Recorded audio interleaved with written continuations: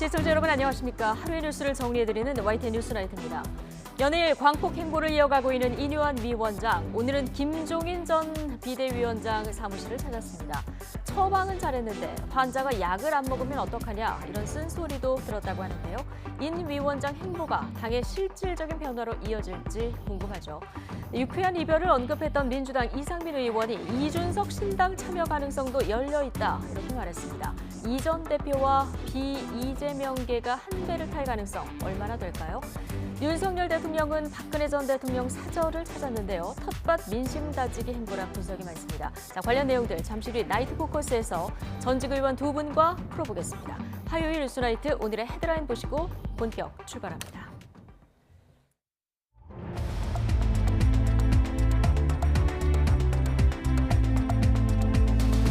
(11월 7일) 화요일 뉴스나이트 주요 뉴스입니다. 갑자기 겨울 추위가 찾아오면서 올가을 들어 가장 쌀쌀한 날씨를 보였습니다. 절기상 입동인 내일 아침 기온은 오늘보다도 더 떨어지겠습니다. 공매도 전면 금지 이틀째, 어제와는 정반대로 우리 증시가 일제히 급락했습니다. 코스닥 시장에서는 한때 매도 사이드카가 발동되기도 했습니다. 인유한 국민의힘 혁신위원장이 이준석 전 대표의 정치적 멘토로 불리는 김종인 전 비대위원장을 만났습니다. 김 전 위원장은 환자는 국민의힘이라며 대통령실의 변화를 촉구했습니다. 정부가 카페와 식당에서 종이컵을 계속 쓸 수 있도록 하고 플라스틱 빨대도 계도 기간을 연장하기로 했습니다.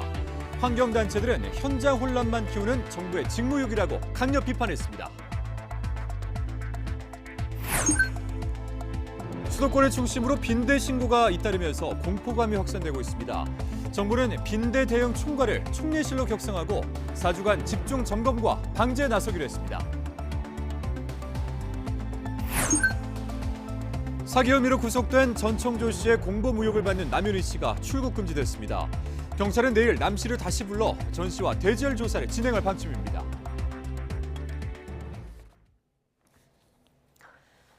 네, 공매도 금지가 시행된 뒤 이틀 동안 주식시장이 그야말로 천당과 지옥을 오갔습니다. 어제 폭등하면서 매수 사이드카가 발동된 우리 주식시장. 오늘은 코스닥 시장에서 오전 한때 매도 사이드카가 또 발동됐습니다. 엄윤주 기자가 전해드립니다. 공매도 금지 첫날 코스피 코스닥 할 것 없이 우리 시장 모두 급등했습니다. 하지만 하루 만에 분위기는 달라졌습니다. 하락 출발한 코스피는 낙폭을 키우기 시작하더니 어제보다 2% 넘게 하락 마감했습니다. 코스닥도 마찬가지였습니다. 어제보다 0.32% 오른 채 거래를 시작했지만 상승세를 이어가지 못했습니다. 특히 어제 상한가를 치며 반짝 급등했던 2차전지 관련주들이 맥을 못 추면서 지수 하락을 견인했습니다. 코스피든 코스닥이든 시가총액 상위에 2차전지 대형주들이 많이 몰려 있거든요. 이들 종목이 어제는 대폭등, 오늘은 상당히 좀 낙폭을 키우면서 시장을 위아래로 흔들고 있다고 볼 수 있겠습니다. 이로 인해 오전 한때 코스닥 시장에선 프로그램 매도 호가 효력을 5분 동안 정지시키는 사이드카까지 발동됐습니다. 어제 급등세로 매수 사이드카가 발동됐던 것과 정반대 상황이 펼쳐진 겁니다. 일부 뒤돌림 매물이 좀 나왔다라고 보시면 될 것 같습니다.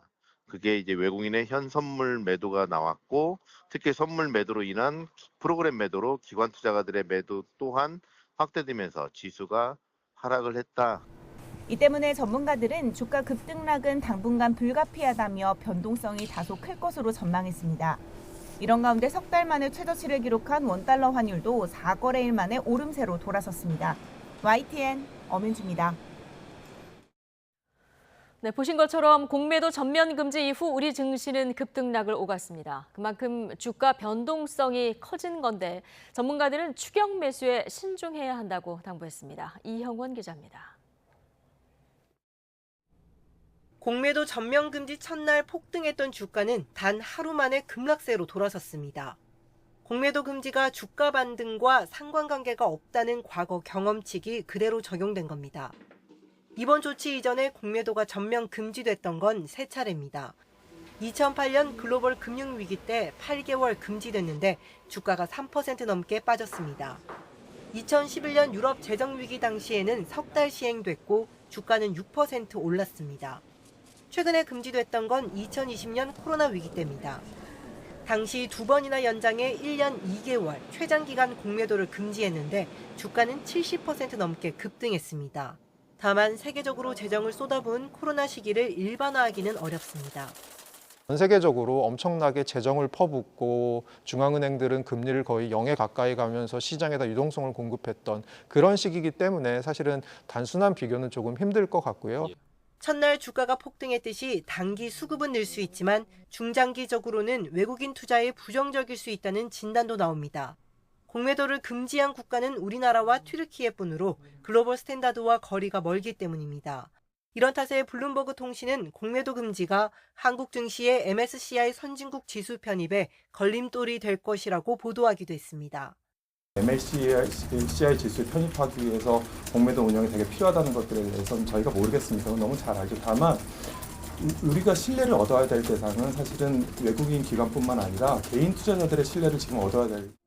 주가 조작이나 과도한 거품을 막는 순기능을 가진 공매도를 전면 금지하면서 앞으로 증시 변동성이 더 커질 수 있다는 우려도 나옵니다. 기관 투자자들 또 외국인들이 지분을 안 늘리고 개인 투자자들이 공매도 금지 때문에 많이 들어오게 되면 변동성이 커질 수 있다라고 아마 분명히 보시면 될 것 같습니다. 전문가들은 특정 종목의 경우 등락폭이 더 클 수 있다며 투자에 주의해야 한다고 당부했습니다. YTN 이영훈입니다. 김주현 금융위원장은 일각에서 공매도 전면 금지가 내년 총선용 포퓰리즘이라고 비판한 데 대해서 정치적으로 국민 여론 무마용으로 할 수 없는 조치라고 반박했습니다. 김 위원장은 시기적인 부분 때문에 그런 문제 제기를 할 수 있다면서 이같이 말했습니다. 또 공매도 금지 이후 이틀 동안 우리 증시가 급등락을 보이며 불안정한 모습을 보인 데 대해서는 공매도가 여러 요인 중 하나라고 할 수는 있겠지만 마냥 공매도 때문이라고 동의할 수는 없다고 밝혔습니다. 갑자기 겨울 추위가 찾아왔습니다. 오늘 아침 철원 체감 온도는 무려 영하 16도 가까이 떨어졌습니다. 절기상 입동이 내일 아침은 오늘보다 더 추워진다고 하니까요. 오늘보다 더 든든히 챙겨 입으시기 바랍니다. 김문경 기자의 보도입니다. 갑자기 차가워진 출근길. 목도리와 두툼한 겉옷, 패딩까지 등장했습니다. 전날보다 10도 이상 기온이 낮아지고 찬바람까지 가세하며 겨울 같은 날씨였습니다. 강원도 철원군 임남면 기온이 영하 6.7도로 전국에서 가장 추웠는데 체감온도는 무려 영하 15.8도를 기록했습니다. 서울도 3.6도로 올가을 들어 가장 낮았고 체감온도는 영하권에 머물렀습니다. 북서쪽에서 상층 기온이 영하 25도에 달하는 찬 공기가 한반도 부근으로 내려왔기 때문입니다. 계절이 겨울로 접어든다는 절기 입동인 내일 아침은 기온이 더 떨어지겠습니다. 7일 경상 내륙을 중심으로 한파특보가 발효된 가운데 8일 아침 기온은 지표면 냉각에 의해 7일보다 2에서 5도가량 더 낮겠습니다. 또한 내륙 대부분 지역에 서리가 내리겠고 일부 얼음이 오는 곳도 있겠으니 농작물 관리에 주의 바랍니다. 대관령 기온이 영하 5도, 대전 2도, 서울과 대구 3도로 하루 만에 올가을 최저 기온 기록이 경신되겠습니다. 내일 낮부터는 기온이 점차 오르면서 때이른 추위가 누그러들겠지만 주말부터는 더 강한 추위가 찾아옵니다. 주말에는 서울 아침 기온이 0도까지 떨어지겠고 다음 주 초에는 올가을 들어 처음으로 영하권 기온을 보일 전망입니다. 기상청은 일주일 사이 기온이 20도 이상 급격하게 떨어지는 만큼 건강관리에 각별한 주의가 필요하다고 밝혔습니다. YTN 김민경입니다. 윤석열 대통령이 박근혜 전 대통령의 대구 사저를 찾아가서 12일 만에 다시 만났습니다. 또 한 행사장에서는 대구에 오니까 힘이 난다 이렇게 말했는데 총선을 5개월 앞두고 윤 대통령의 행보에 관심이 쏠리고 있습니다. 조은재 기자입니다. 윤석열 대통령이 대구 달성군의 박근혜 전 대통령 사저를 찾았습니다. 지난달 26일 박정희 전 대통령 44주기 추도식에서 조만간 찾아뵙겠다고 약속한 지 12일 만에 전격 방문이 이루어진 겁니다. 두 사람은 날씨와 건강 이야기부터 국정 운영과 최근 산업 동향까지 1시간가량 환담했습니다. 윤 대통령은 박정희 전 대통령이 주재한 수출진흥회의 자료를 봤는데 놀라웠다면서 당시 국정 운영에서 배울 점을 반영하고 있다며 온고지신을 언급했고 박 전 대통령은 좋은 일자리는 기업이 만드는 만큼 회의에서 애로사항을 바로 해결해 줄 수 있었던 것 같다고 화답했습니다. 환담 이후에는 정원을 함께 산책했습니다. 사상 초유의 대통령 탄핵이라는 일종의 악연으로 얽힌 둘이 부쩍 살갑게 접촉면을 넓히는 건데 보수층 결집을 위한 계산된 행보라는 시각이 지배적입니다. 비공개로 진행된 이 깜짝 만남 직전에 윤 대통령은 대구를 누볐습니다. 8,000명이 참석한 바르게 살기 운동 행사장에서 가짜뉴스와 부정부패를 추방하자고 외쳤습니다.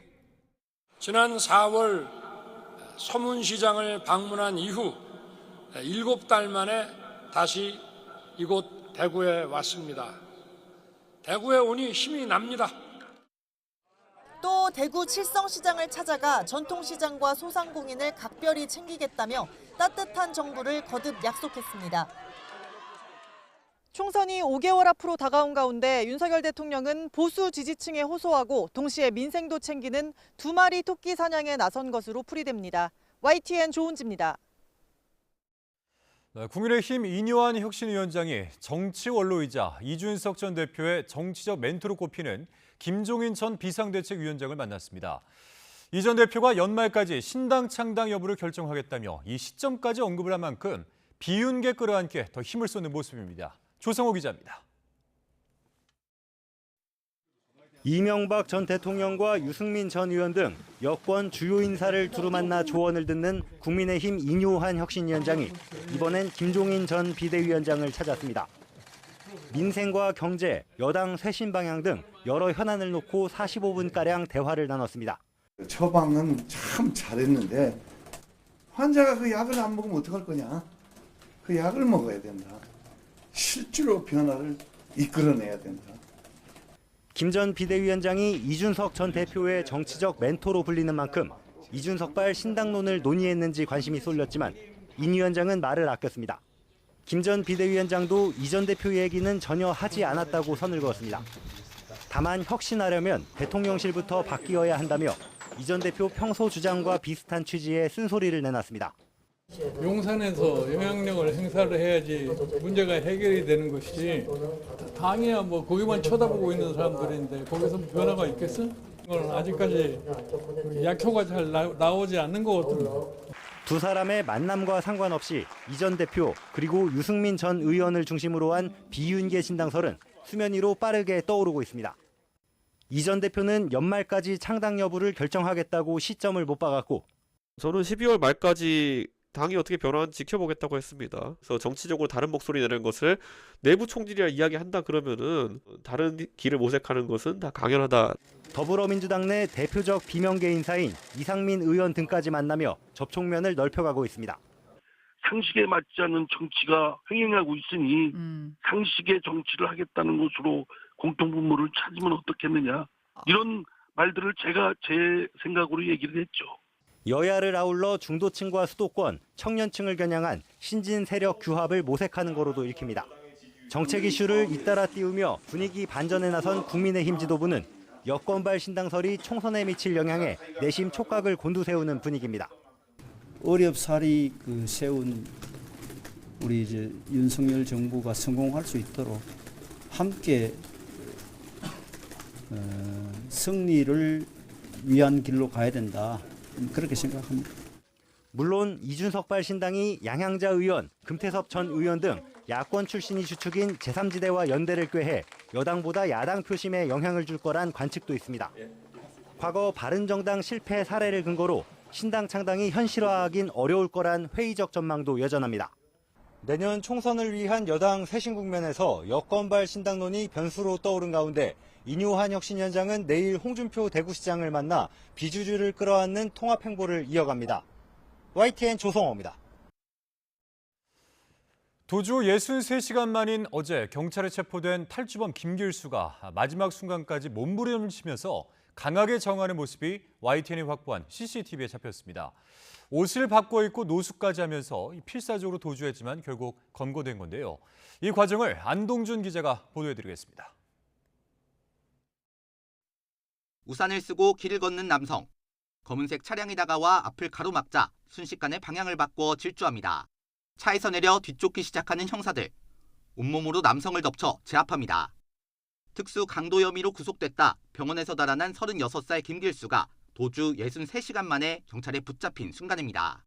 도주 초반 택시비를 대신 내준 여자친구에게 공중전화 부스에서 전화를 건 사실을 경찰이 포착해 위치를 특정한 게 결정적이었습니다.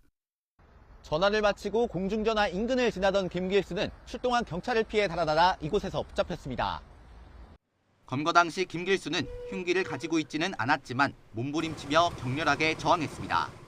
누워있는 상황에서 제압을 하는 상황에서는 많이 엄청 경찰분들도 많이 있으시고. 김길수는 서울과 경기 북부를 오가며 필사적인 도주를 이어왔습니다. 도주 당일 밤 9시 40분쯤 마지막으로 행적이 알려졌던 서울 고속버스 터미널을 빠져나간 김길수는 택시를 타고 노량진 인근으로 이동했습니다. 건물 지하에서 노숙하며 은신해 있다가 이튿날 새벽 2시쯤 친동생이 있는 경기 양주로 이동했고 상가 주차장에서 또다시 노숙하며 하루를 보냈습니다. 셋째 날 저녁 8시쯤 김길수는 여자친구가 있는 경기 의정부에 버스를 타고 이동한 뒤 여자친구에게 전화를 걸었습니다.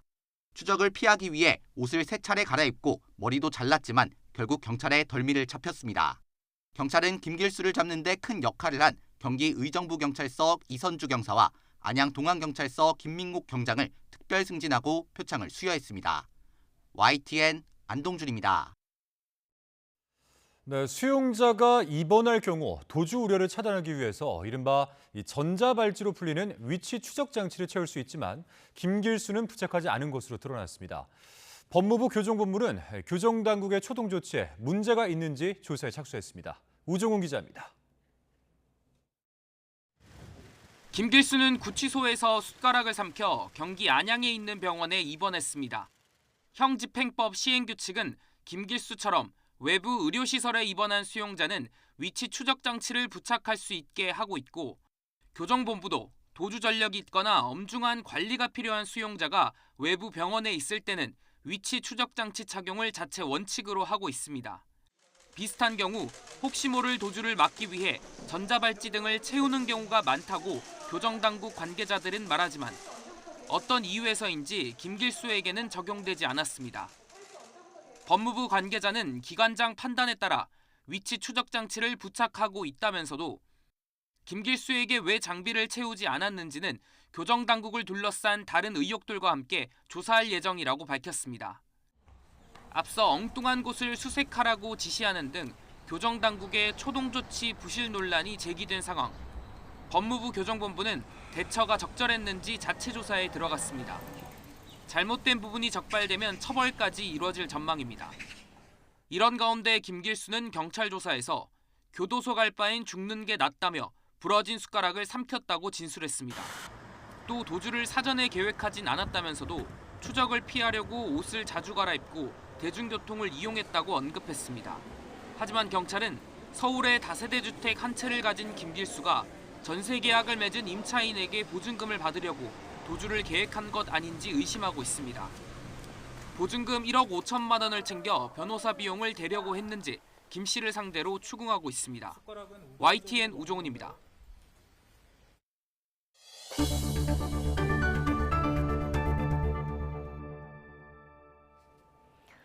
김포시 서울 편입 등 도시 광역화 정책을 추진할 국민의힘 뉴시티 프로젝트 특별위원회가 올해 안에 법안 발의 같은 가시적인 성과를 내겠다고 밝혔습니다. 조경태 특위 위원장은 오늘 국회에서 임명장 수여식과 첫 회의를 열고 특별법이 됐든 일반법이 됐든 12월까지는 경기도 인접도시의 서울 편입 법안을 속도감 있게 추진하겠다면서 이같이 말했습니다. 이어 서울을 광역화해 세계 5대 국제도시로 키우고 부산, 광주까지 3축 메가시티를 만들어 지방도 건강한 자족도시로 이어질 수 있게 하겠다고 강조했습니다. 더불어민주당 홍익표 원내대표는 여당을 향해 국회에 국가균형발전 TF를 설치해 지역 상생발전 방안을 논의하자고 제안했습니다. 홍 원내대표는 오늘 원내대책회의에서 국민의힘이 국민 편가르기도 모자라 이제는 국토 편가르기에 나섰다면서 이같이 밝혔습니다. 홍 원내대표는 민주당은 지난 대선에서 수도권 1급 체제를 해소하고 전국토 균형 발전을 이루고자 5급 3특 초광역 메가시티 비전을 제시했다며 국회에 관련 TF를 설치해 국가의 미래를 위한 지혜를 모으자고 촉구했습니다. YTN은 오늘부터 김포시 서울 편입의 득실을 따져보는 연속 보도를 준비했습니다. 이른바 골병 라인으로 불리는 김포시의 교통 문제는 이번 편입 논란의 시발점이라고 볼 수 있는데요. 서울 편입이 5호선 연장과 같은 김포시의 교통 문제 해결에 얼마나 도움이 될 수 있을지 이준엽 기자가 살펴봤습니다. 그래서 김포시를 서울시에 편입시키는 절차를 진행하겠다. 고통을 받고 있는 5호선 연장 문제를 시급히 처리하기 위해서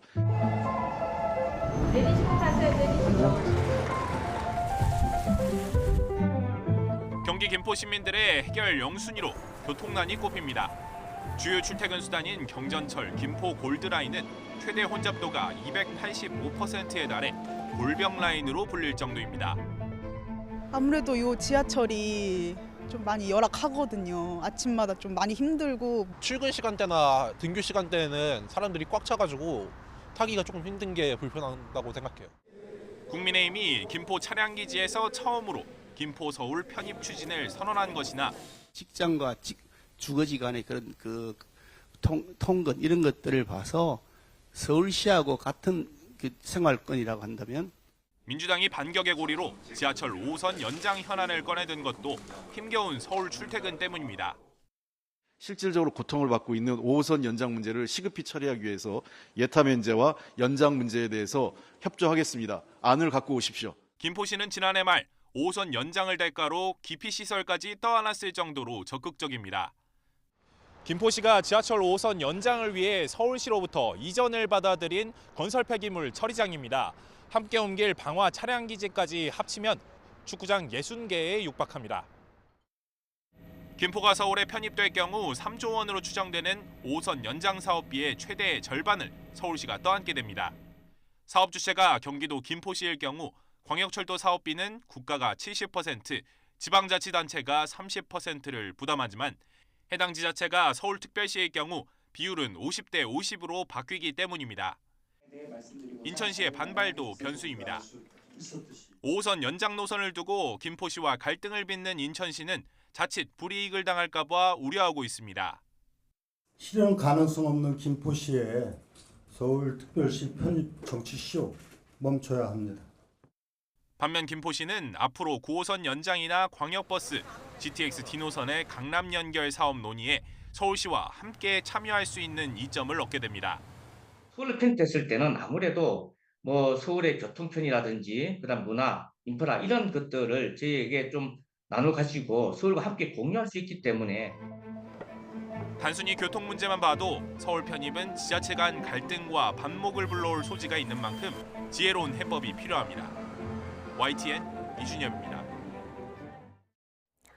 네, 오늘 대통령실에 대한 국회 국정감사가 열렸는데요. 대통령실 참모 가운데 간첩이 있을 수 있다는 야당의 발언을 두고 여야가 충돌했습니다. 윤석열 정부 인사가 참사 수준이라는 야당의 지적에 국민의힘은 통계 조작 의혹으로 맞불을 놓는 등 설전이 이어졌습니다. 강혜경 기자입니다. 국회 운영위원회 대통령실 국정감사에서는 시작부터 간첩 논란이 불거졌습니다. 대통령실 도감청 의혹에 대한 경찰의 수사 결과를 두고 더불어민주당이 대통령실에 간첩이 있을 수 있다고 말한 게 발단이 됐습니다. 국가의 주요 정책을 핵심 사람에 의해서 다른 나라에 갔다? 이것이 간첩이죠. 제가 봤을 때는 여기 앉아 계시는 분 중에 간첩이 있어요. 이에 조태용 국가안보실장은 부적절한 발언이라고 반발했고 국민의힘도 선을 넘었다고 항의했습니다. 사람을 놓고 말씀을 그렇게 하시는 거는 적절치 않아 보입니다. 여기 앉은 사람 중에 간첩이 있다라고 얘기하는 것은 이거는 정말 좀 심각한 표현 아닌가. 정부와 대통령실 인사를 둘러싼 공방도 이어졌습니다. 야당은 검찰 출신이 윤석열 정부 인사를 장악한 데다 국민 눈높이에 맞지 않는 인사 참사가 벌어지고 있다고 지적했고 100여 명 정도의 검찰 출신들을 정부, 공공기관 등등에 다 포진시켰습니다. 윤석열 정부는 검찰 카르텔 정부다라는 것을 인식할 수 있는 전체적으로 보면은 이런 검찰 인력은 한 1%도 안 되더라. 그럼 문재인 정부랑 같더라. 국민의힘은 문재인 정부 청와대야말로 비리로 얼룩졌다며 통계 조작 의혹을 꺼내들었습니다. 문재인 청와대 범죄자 집합소냐는 그런 이야기를 들을 정도로 서민들의 눈과 귀를 현혹시키고 우리 국민들의 눈물을 쏙 빼먹는 이런 나쁜 짓이 아니겠습니까?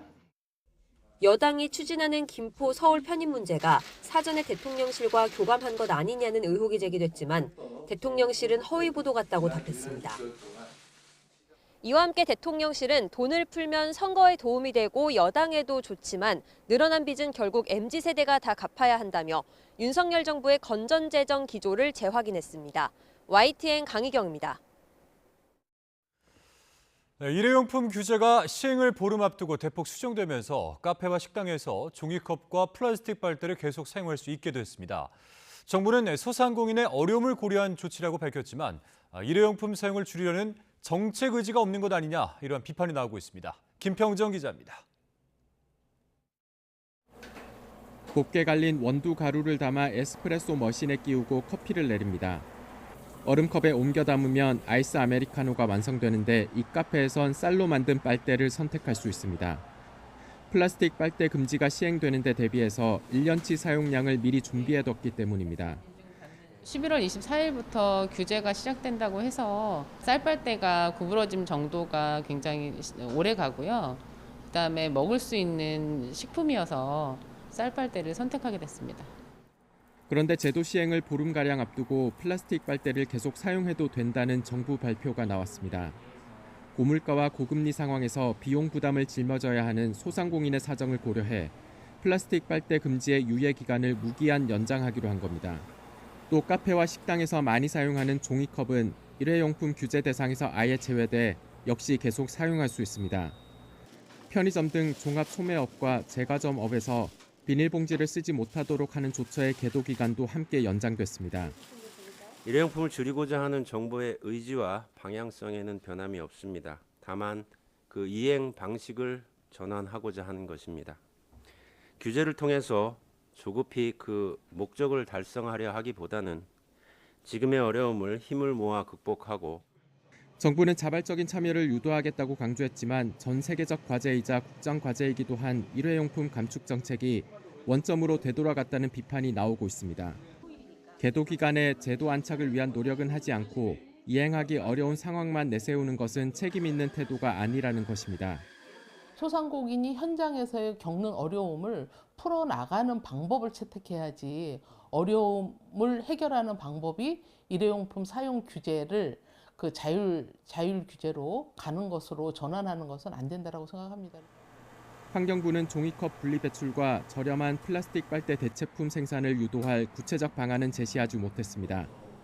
이에 따라 내년 4월 총선을 앞두고 자영업자 등의 표를 의식한 정책 전환이 아니냐는 비판의 목소리도 나오는 실정입니다. YTN 김평정입니다. 대학 기숙사, 고시원, 찜질방에 이어서 지하철에서도 빈대가 나왔다는 목격담까지 인터넷에 빠르게 퍼지면서 빈대 공포가 확산되고 있습니다. 이 국민 불안이 크자 정부가 빈대 대책본부 총괄을 총리실로 격상하고 한 달 안에 확산을 막겠다고 밝혔습니다. 이승배 기자입니다. 프랑스 파리를 휩쓴 빈대가 우리나라 곳곳에 출몰하고 있습니다. 대학교 기숙사, 고시원, 사우나에 이어서 지하철에서도 빈대가 나왔다는 목격담까지 나왔습니다. 관련 글이 인터넷에 빠르게 퍼지며 불안감이 커지고 있습니다. 저녁에 잠은 못 자죠. 한 2, 3일은 괜찮더라고요. 그 다음에 또 이렇게 나와요. 현재까지 전국 17개 시도 등에 접수된 빈대 의심 신고는 30여 건, 수도권이 대부분입니다. 빈대가 확산 조짐을 보이자 정부가 대응을 강화하기로 했습니다. 합동대책본부 총괄을 행정안전부에서 총리실로 격상하고 10개 중앙부처와 17개 시도가 매주 회의를 열어 발생 현황을 파악합니다. 이를 토대로 학교와 숙박업소, 대중교통 등 다중이용 시설을 중심으로 방제에 나섭니다. 기존 살충제에 내성이 생긴 빈대를 없애기 위해 퇴치제 효능도 높입니다. 해외에서 효과와 안정성이 입증된 퇴치제를 서둘러 도입할 수 있게 다음 주까지 긴급 사용 승인 등을 추진할 생각입니다. 또 방역업체와 함께 빈대 유입 경로를 추적하고 살충제 저항성 분석 연구를 병행할 계획입니다. 앞으로 한 달 안에 빈대 확산을 막는 게 목표입니다. 정부는 확인되지 않은 정보가 퍼져 국민이 불안해하지 않도록 빈대 발생 현황 같은 통계 자료를 공개할 방침이라고 밝혔습니다. YTN 이승배입니다. 경찰이 사기 혐의로 구속된 전청조 씨의 공범 의혹을 받는 남현희 씨를 내일 다시 불러 전 씨와 대질 조사를 진행할 예정입니다. 앞서 남 씨를 출국 금지 조치한 경찰은 공모 여부 확인에 초점을 맞추고 있습니다. 김태원 기자입니다. 장장 9시간에 걸쳐 첫 경찰 조사를 받은 남현희 씨. 결혼 상대였던 전청조 씨가 사기 혐의로 구속되면서 공범 의혹이 불거지자 경찰에 출석했습니다. 전 씨 구속 이후 피해 규모는 피해자 20명에 피해액 26억 원으로 불어난 상황. 억울한 점 없으십니까? 피해자라는 입장 혹시 변함 없으신가요? 첫 조사를 받은 남 씨를 경찰이 다시 불러 조사합니다. 특히 이번엔 남 씨와 전 씨에 대한 대질 조사도 진행해 엇갈리는 양측 진술을 따져볼 예정입니다. 남 씨는 줄곧 전 씨의 사기 행각을 몰랐다며 자신이 공범이 아닌 피해자라고 주장해왔습니다. 앞서 전 씨에게 받은 고가 외제 차량과 가방 등 물품 40여 점을 경찰에 이미 제출했고 거짓말 탐지기 조사도 기꺼이 받겠다고 요구했습니다. 이에 대해 전 씨 측도 가로챈 돈 대부분을 남 씨에게 사용했고 양측이 엇갈리는 진술이 있다면서 대질 조사로 실체를 밝히겠다고 말했습니다.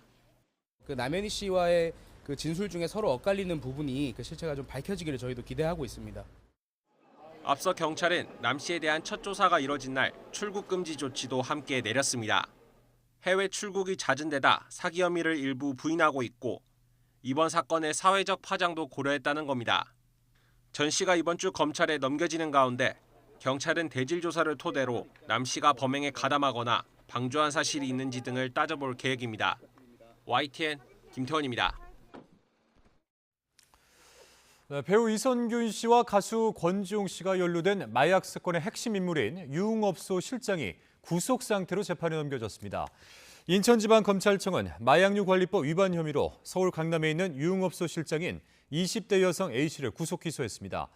A씨는 올해 여러 차례에 걸쳐 필로폰을 투약하거나 대마초를 피운 혐의로, 배우 이선균 씨는 최근 경찰 조사에서 A씨가 자신을 속이고 약을 줬다며 자신은 마약인 줄 몰랐다고 주장했습니다. 이스라엘은 하마스 지휘관을 제거한다는 명분으로 가자 지구의 병원과 난민촌 등의 민간 시설에 무차별 공습을 가하고 있습니다. 하지만 수많은 민간인 희생이 잇따르면서 이스라엘군의 공격 정당성에 대한 국제사회 의문도 커지고 있습니다. 보도에 최용주 기자입니다.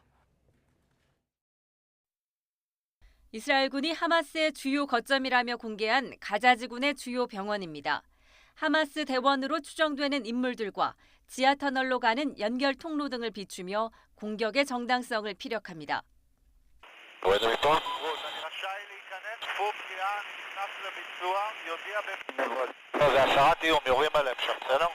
이스라엘군은 이처럼 하마스가 병원을 방패막이로 삼고 있다며 집중 공격을 가하고 있지만 민간인 희생은 불가피합니다. 실제 가자 지구 내 가장 큰 병원인 알시파 병원 입구에서 구급차들의 공습을 가해 수십여 명의 사상자를 냈습니다. في ذهابنا في الطريق كنا معدل 6 إسعافات يحملون 11 مريض. هؤلاء كانت حالتهم حالة حرجة جدا. 병원뿐 아니라 난민촌과 학교 등 장소를 가리지 않는 무차별 공습으로 수백 명의 사상자를 내면서 국제사회의 비난 여론이 거센 상황입니다. 하마스 지휘관 제거라는 명분을 내걸었지만 수백 명의 민간인이 희생되는 게 정당한지에 대한 논란 때문입니다. 특히 어떤 기준으로 공격 목표를 결정하는지, 하마스의 근거지라는 정보가 믿을 만한 것인지 등에 대한 의문도 남습니다. 워싱턴 포스트는 이스라엘군의 공격 목표 선정 방법이 비밀에 붙여져 하마스를 상대로 어떤 군사적 성과를 얻고 있는지 의문이 따르고 있다고 지적했습니다. 국제인도법은 공격 목표를 구분하지 못한 무차별 공격을 금지하고 있습니다. The world must urgently act to prevent further mass atrocities. The alarm bell could not be any louder coming from the UN, from human rights organizations, humanitarian organizations. 대테러 전문가들은 수십만 명의 가자 주민들이 안전한 곳을 찾아 계속 이동하는 상황에서 이스라엘군의 불안전한 정보가 민간인 피해를 키우고 있다고 지적합니다. YTN 최영주입니다. 네, 전쟁 장기화 우려 속에 바이든 대통령과 네타냐후 총리가 인질 구출 등을 위한 인도적 교전 중지 문제를 논의했습니다. 이스라엘은 교전 중지는 검토하겠다면서도 이 휴전 불가 입장을 재확인했는데 전후 가자 지구에 대한 안보 책임을 지겠다며 재점령 의사도 내비쳤습니다. 서봉국 기자입니다. 미국이 인도적 차원에서 교전 일시 중지를 끌어내기 위해 이스라엘의 외교적 압박을 강화하고 있습니다. 조 바이든 대통령은 현지 시각 6일 네타냐후 이스라엘 총리와 통화하고 전술적인 교전 중지 가능성에 대해 논의했다고 백악관이 밝혔습니다. 전쟁 중재 역할을 맡은 블링컨 국무장관이 사실상 빈손으로 중동 순방을 마친 가운데 두 정상이 보다 광범위하게 주제를 논의하는 겁니다. These are conversations worth having. And we're going to continue to have them with our Israeli counterparts because we still believe in the value of temporary humanitarian pauses. 전술적인 교전 중지는 민간인이 전투 지역에서 안전하게 벗어날 기회를 제공하고 도움이 필요한 이들에게는 적절한 원조가 전달되도록 하는 것입니다. 네타냐후 총리는 미 ABC 방송과의 인터뷰에서 이스라엘은 그간 한두 시간씩 부분 휴진을 해왔다면서 여건을 살피겠다고 물러섰습니다. 그러면서도 일반적 휴전은 없을 것이라고 선을 그었고 전쟁 후 이스라엘이 가자 지구의 안보를 무기한 책임질 것이라고 잘라 말했습니다. I suppose we'll check the circumstances in order to enable goods, humanitarian goods to come in, or our hostages, individual hostages to leave. 존 커비 백악관 전략소통조정관은 이스라엘이 당초 가자 지구 인도적 지원에 참여하지 않고 버텼지만 꾸준하게 변화를 만든 만큼 논의가 끝난 것이 아니라 과정의 초반이라 생각한다고 설명했습니다. Beginning of these conversations, not the end. You might recall that in the early goings here, Israel was very resistant to humanitarian assistance getting in at all. 백악관은 또 바이든 대통령이 서한지구 이스라엘 정착민의 폭력 행위에 관해 책임을 물어야 할 필요성에 대해서도 논의했다고 전했습니다. 민간인 피해 급증에 국무부 내에서도 중동 정책 비판 의견은 계속되고 있습니다. 국무부 직원들이 미국은 휴전을 지지해야 하며 이스라엘의 국제 규범 위반에 대해 공개적으로 비판할 것을 요구하고 있다고 정치 전문 매체 폴리티코가 내부 메모를 인용해 보도했습니다. 앞서 국무부에서는 조시 폴 대외 업무 담당 과장이 미국 정부와 도덕적 검토 없이 이스라엘에 무기를 지원하고 있다고 항의하면서 사표를 내기도 했습니다. YTN 서봉국입니다.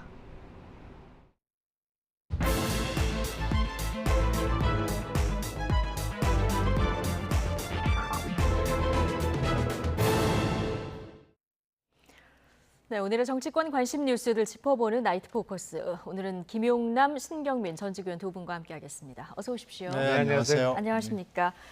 자, 이뉴한 국민의힘 혁신위원장 연일 광폭 행보를 이어가고 있습니다. 오늘은 김종인 전 비대위원장을 만났고요. 내일은 홍준표 대구시장과 또 만남을 예고하고 있습니다. 영상 먼저 보고 오시겠습니다.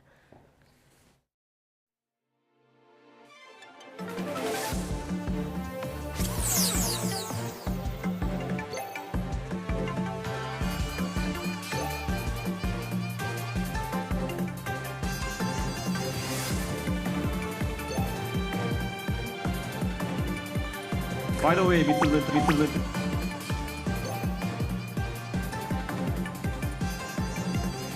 처방은 참 잘했는데 환자가 그 약을 안 먹으면 어떡하냐.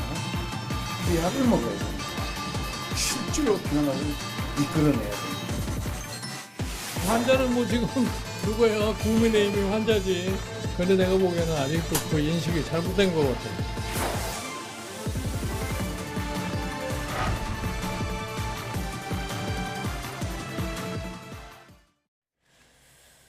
네, 자, 이뉴한 위원장의 최근 이 폭넓은 행보에는 비윤계와의 어떤 통합, 이걸 해야 되겠다 이런 생각이 담겨 있을 텐데요.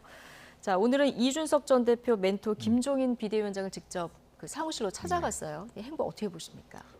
이뉴한 위원장은 지금 국민의힘의 당내 인사 중에 아무도 못하던 일을 하고 있는 것이죠.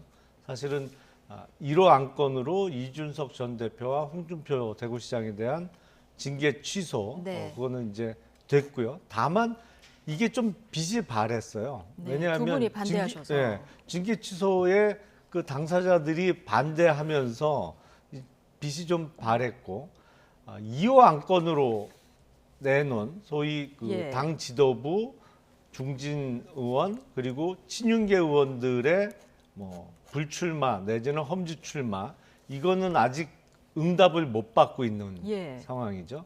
그러다 보니까 본인에 대한 응원군이 좀 필요한 상황 아닌가. 그러면서 이런 분 저런 분 만나면서 본인에게 응원을 해달라는 좀 사인을 보내는 것이 아닌가 싶기도 내가 가는 합니다. 길이 맞는 길이라는 어떤 응원 이런 게 좀 필요한 시점에 여러분을 만나는 것 같다. 자, 김종인 전 위원장으로부터 처방은 참 잘했는데 지금 뭐 환자가 약을 안 먹으면 어떡할 거냐. 실제로 변화가 이루어져야 된다 이런 조언을 들었다고 하는데요. 근데 사실 인유한 혁신위의 숙제가 바로 이 진짜 변화를 이끌어낼까 이 부분 아니겠습니까?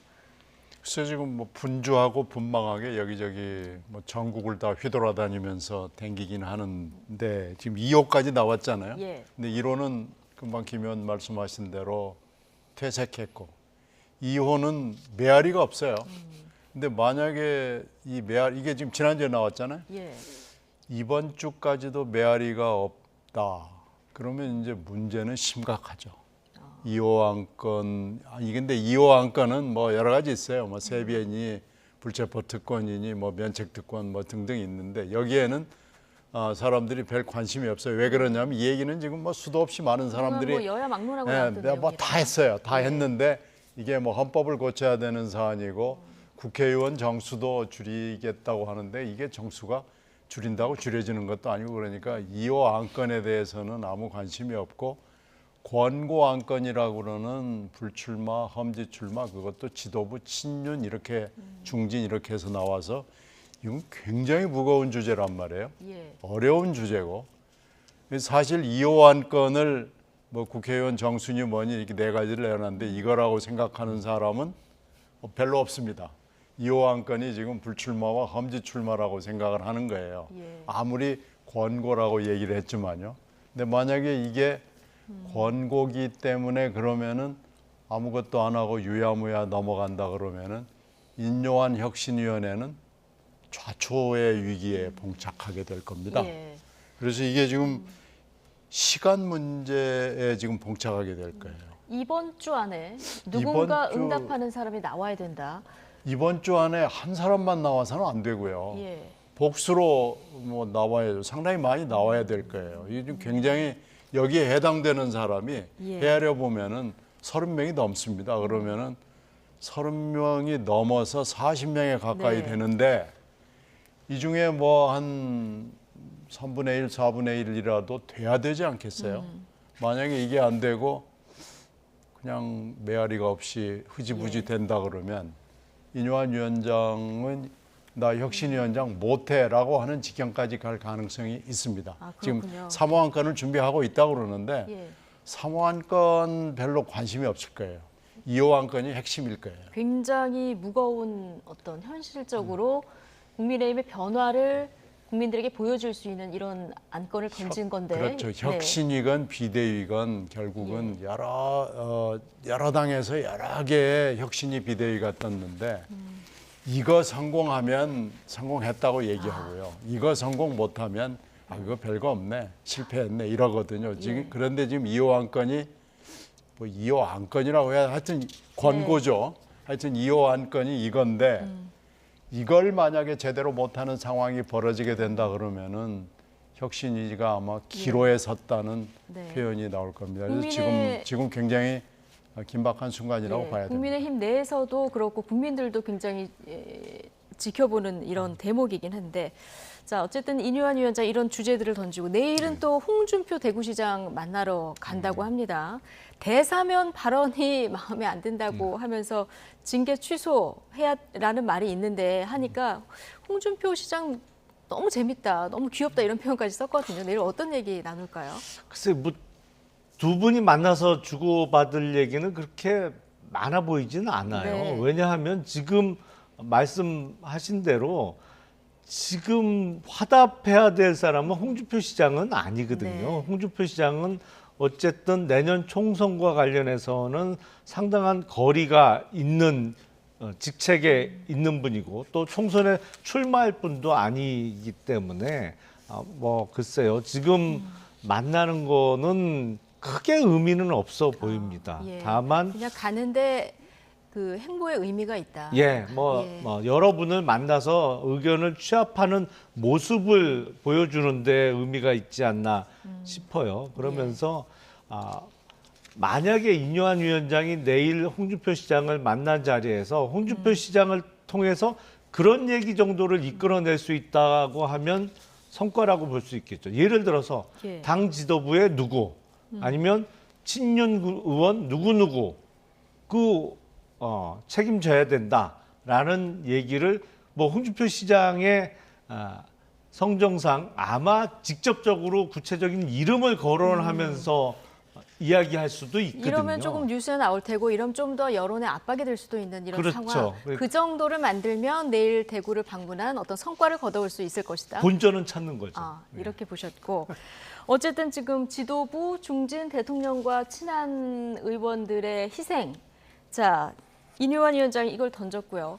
이게 굉장히 당에서 받을지가 중요하다고 하셨는데 자, 인요한 혁신위원장이 친윤계 핵심 위원들 직접 전화해서 이렇게 좀 결단을 해달라 이렇게 압박을 했다고도 본인이 얘기를 하지 않았습니까? 자, 이런 가운데 김기현 대표가 최근 측근들에게 자신의 속내를 이렇게 드러냈다고 해서 주목되는데 유상범 의원 발언 듣고 오시겠습니다. 아마 여러 가지 고민하실 거로 알고 있고 김기현 대표께서 과거에 저랑 대화하시면서 본인 스스로도 국회의원으로서 가질 수 있는 큰 영광은 다 이뤘다는 말씀도 하셨거든요. 뭐 당대표, 원내대표 다 경험하셨고 또 선거 나와서 울산시장 또 역임을 하셨고 하는 과정을 말씀하셨는데 저는 충분히 당과 어떤 국가 발전의 측면에서 이제 검토를 하실 거다 이렇게 생각합니다. 네. 자, 의원으로서 큰 영광을 다 이뤘다. 그런데 이게 혁신위안이 나온 후에 한 말은 아니고 보궐선거 직후에 얘기했던 심경이다. 이게 유상범 의원이 나중에 이런 부연 설명을 하긴 했는데요. 어쨌든 김기현 대표기도 하니까요. 이 가장 먼저 결단을 할 가능성 있을까요? 지금 이 얘기는 강서 선거 직후니까요. 네. 강서 선거 직후에 사실 그만두고 두어야 된다는 압박이 실제로 있었고 본인도 이거 그만둬야 되나 하는 단계까지 간 거죠. 아마 그때의 얘기를 한 걸로 보여요. 이제 유상범 의원이 지금 이 시점에 지금 인요한 위원장의 사퇴 압박 이후에 이 얘기를 해가지고 그 시차 타임래그를 생각하지 않고 들으면 김기현 대표가 1호로 인요한 위원장의 그 화답 요구에 대해서 호응을 하는 메아리 1호가 돼 있는 것처럼 지금 해석이 되는데 그건 아닌 것 같고요. 이 얘기는 그러나 이제 이런 뜻은 담고 있을 거예요. 인요한 위원장이 이렇게 소리를 질렀으면 김기현 대표 정도가 메아리에 화답을 해야 되는 거 아니냐. 김기현 대표가 계속 침묵을 하면서 어제도 기자들이 계속 이 얘기를 물어보는 데 대해서 다른 질문 없으세요라고 딴전을 피우고 있어서는 안 되는 거 아니냐라는 압박이 되는 건 분명해요. 지금 이런 것으로 봤을 때는 일단 김기현 대표가 가든 뭐 부든 예스건 노건 아니면은 다른 얘기를 하든지 간에 뭐 이런 얘기는 있을 수 있죠. 이게 권고사항이기 때문에 최고위원회에서 논의는 하겠지만 결정은 못합니다. 랄지 않은 애매모호한 가도 아니고 부도 아닌 얘기를 하든 뭔가 지금 금명간의 반응은 보여야 되는 거 아니냐라는 거죠. 그래서 이걸 더 이상 시간을 끌고 이번 주를 만약에 넘긴다 그러면은 분란으로 들어간다고 볼 수 있습니다. 근데 김기현 대표는 당 대표잖아요. 그렇기 때문에 그 자리가 주는 무게감 때문에 어차피 누가 봐도 제일 먼저 화답할 수밖에 없는 자리에 있다라고 생각이 됩니다. 그리고 강서구청장 보궐선거 참패 이후에 사실은 많은 당원들이나 국민들이 보시기에 이제 국민의힘의 지도부가 바뀌어야 되는 상황 아니냐라고 생각하는 와중에 당대표직은 유지를 했단 말이죠. 그러면 적어도 당대표직을 유지할 때 어떤 각오나 본인 나름대로의 계획이 있었을 거 아니겠습니까? 설마 아무 일도 없다는 듯이 본인이 출마했던 지역구에 그대로 출마하면서 당대표직을 내년 총선까지 유지할 수 있을 거라고 생각하기는 쉽지 않거든요. 그렇기 때문에 그렇기 때문에 언론에서도 어떤 다른 의원들보다 김기현 대표에 대해서 그 부분에 대한 질문이 거듭 나올 수밖에 없는 것이죠. 그래서 아마도 조만간에 뭔가 입장 발표를 할 거다. 예, 그렇게 저는 보고 있습니다. 그 입장 발표라는 거는 혁신안에 응하는 그렇죠. 방향의 답이 나올 거고, 그러면 거기에 따라오는 의원들 얼마나 될 거라고 보십니까? 저항은 물론 세겠죠. 이게 정치하는 사람들이 가장 중요한 결단 중에 하나니까요. 근데 당 대표부터 화답을 하고 나면 어쩔 수 없이 당 내외의 그 여론에 의해서 등 떠밀려서라도 화답하는 사람이 나올 수밖에 없고, 만약에 이게 이 인요한 위원장이 권고한 것이 화답하는 사람이 없고 좌초된다면 내년 총선에 국민의힘이 참패할 거라는 것은 뭐 불을 보듯이 뻔한 것이거든요. 그래서 어떻게든 이끌어내지 않을까 싶습니다. 두 분의 진단이 거의 오늘 비슷했는데, 김종인 전 위원장이 앞선 그 용산에서 영향력을 행사해야 이 모든 문제가 해결된다, 이런 얘기도 했는데, 지금 인요한 위원장이 굉장히 분주하게 여기저기 움직이고 있지만 이 영남 물갈이도 그렇고 대통령이 원하는 행보만 한다, 이런 지적도 일각에서 좀 나오는 것 같습니다. 그래서 인요한 위원장이 권고라는 이름으로 포장은 했지만 이 정도 센 얘기, 말하자면 죽을래 살래 하고 얘기하는 거 아니겠어요. 이 정도 센 얘기를 할 때 인요한 위원장이 혼자 이 얘기를 독백처럼 갑자기 계시를 받아서 했다고 생각하는 사람은 아무도 없습니다. 이건 철저하게 가장 힘이 있는 목소리와 교감을 한 이후에 나온 것이기 때문에, 그러니까 지금 김기현 대표를 포함해서 아무도 이거에 대해서 말도 안 되는 소리를 하고 있다는 식의 반응을 보일 수는 없잖아요. 그러니까 그런 점으로 봤을 때는 인요한 위원장이 지금 독자 행보를 하는 것처럼 이렇게 보이지만, 인요한 위원장은 철저히 계산을 하고 있고 누군가와의 교감을 하고 있고, 이것이 그 계산하에서 움직이고 있다는 것이 눈에 보이거든요. 따라서 이게 간단한 일은 아닌 것 같습니다. 신경민 전 의원이 이 상황을 이렇게 추론을 하셨는데요. 어쨌든 인요한 위원장이 이렇게 비윤계 행보에 적극적으로 나서는 것, 이준석 전 대표의 그 신당 창당과 무관치 않을 텐데요. 이준석 전 대표가 최근 민주당 비명계와의 접촉 사실을 밝혔죠. 신당 합류 가능성에 대해서 비명계 의원들 사이에서 좀 엇갈린 반응들이 나왔는데요. 이상민, 조응천 두 의원 발언 듣고 오시겠습니다. 상황에 따라 합류 가능성까지 포함한 모든 가능성이 열려 있다, 이 정도로 정리하면 될까요? 가능성은 다 그것이 나쁜 것이 아니면 어느 경우나 열려 있지 않겠습니까? 언제까지 결정하실 생각이세요? 빨리 하려고 합니다. 왜냐하면 늦어지면 늦어질수록 무슨 공천에 대해서 마치 구걸하는 것처럼 이렇게 또 매도당하고. 한 달 안에 결판 납니까? 그럴 생각입니다. 비명계 의원들이 좀 합류할 여지도 있습니까? 정치는 생물인데. 글쎄, 아무리 생물이라고 하더라도 간극이 좀 많이 넓잖아요. 그건 그렇게 썩 현실적인 선택지 같지는 않습니다. 이상민 의원은 이준석 신당 합류 가능성 포함해서 모든 가능성 열려 있고 한 달 안에 결정하겠다, 이런 얘기를 했고, 지금 조응천 의원은 이거 현실성이 없어 보인다는 얘기를 했는데, 어떻게 전망하십니까? 이준석 신당에 민주당에서 비명계 의원들이 합류할 가능성. 일단 이준석 전 대표의 신당 창당의 의사가 정말 확고하냐, 이게 확인이 먼저 돼야겠죠.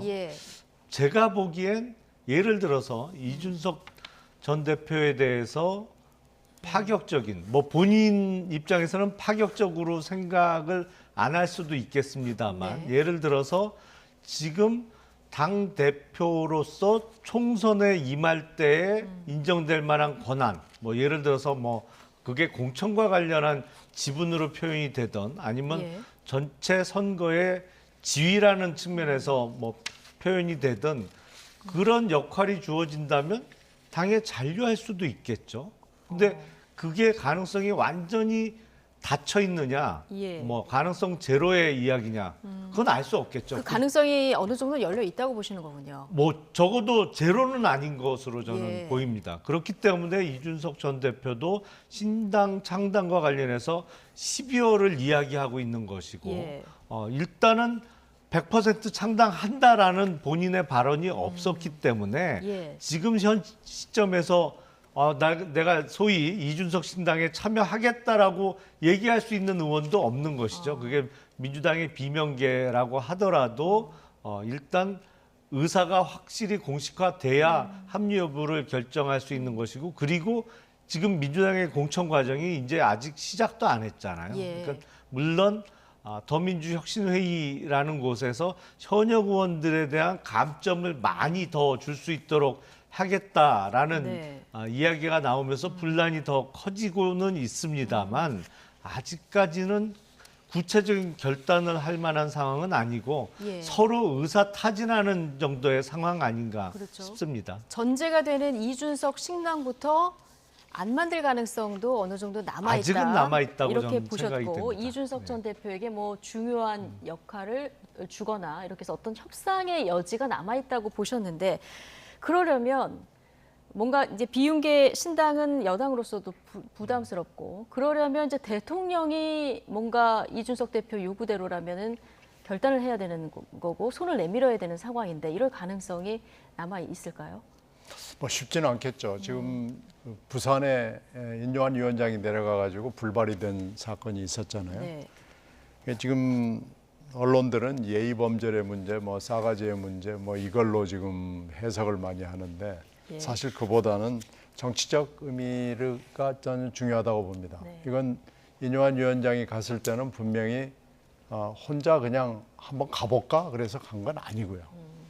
뭐 분명히 여러 가지를 고려해서 내려갔는데 이준석 대표가 차버렸단 말이에요.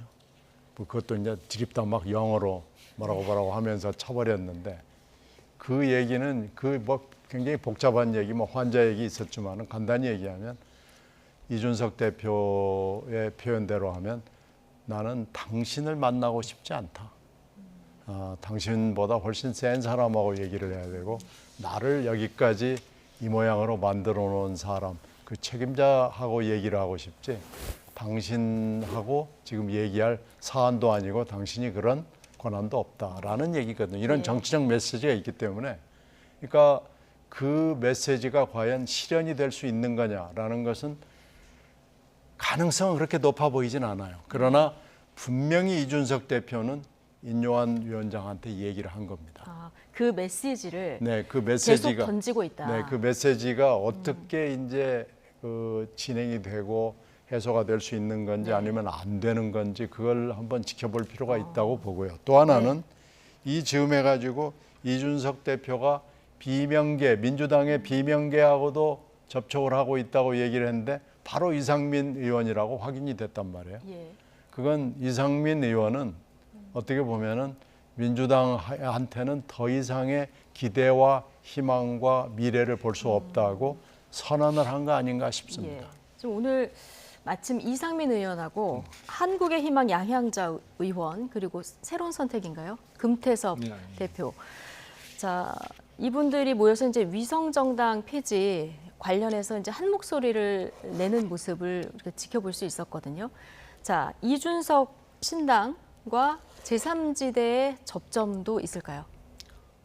가능하겠죠. 근데 만약에 제가 보기에는 가장 중요한 변수는 선거법의 개정 여부라고 생각이 됩니다. 지금 소위 2020년 총선을 치렀던 준연동형 비례대표제가 남아있는 선거법 하에서는 오히려 여러 개의 신당이 창당할 가능성이 있겠죠. 근데 국민의힘의 요구대로 병립형 다시 돌린다. 비례대표제로 돌아간다고 하면 그럼 창당하기가 거대 양당이 더 유리한 거죠. 그렇죠. 예. 창당하기가 쉽지 않은 상황이 될 거고 그렇게 된다면 소위 이준석 신당, 뭐 금태섭 신당, 양양자 신당 그리고 제3지대를 추구해왔던 모든 사람들이 소위 얘기하는 빅텐트 안에 다 모일 수 있는 모여야만 되는 상황이 벌어질 수도 있거든요. 예. 그래서 선거법 개정 여부가 가장 중요한 변수로 보이고 제가 보기엔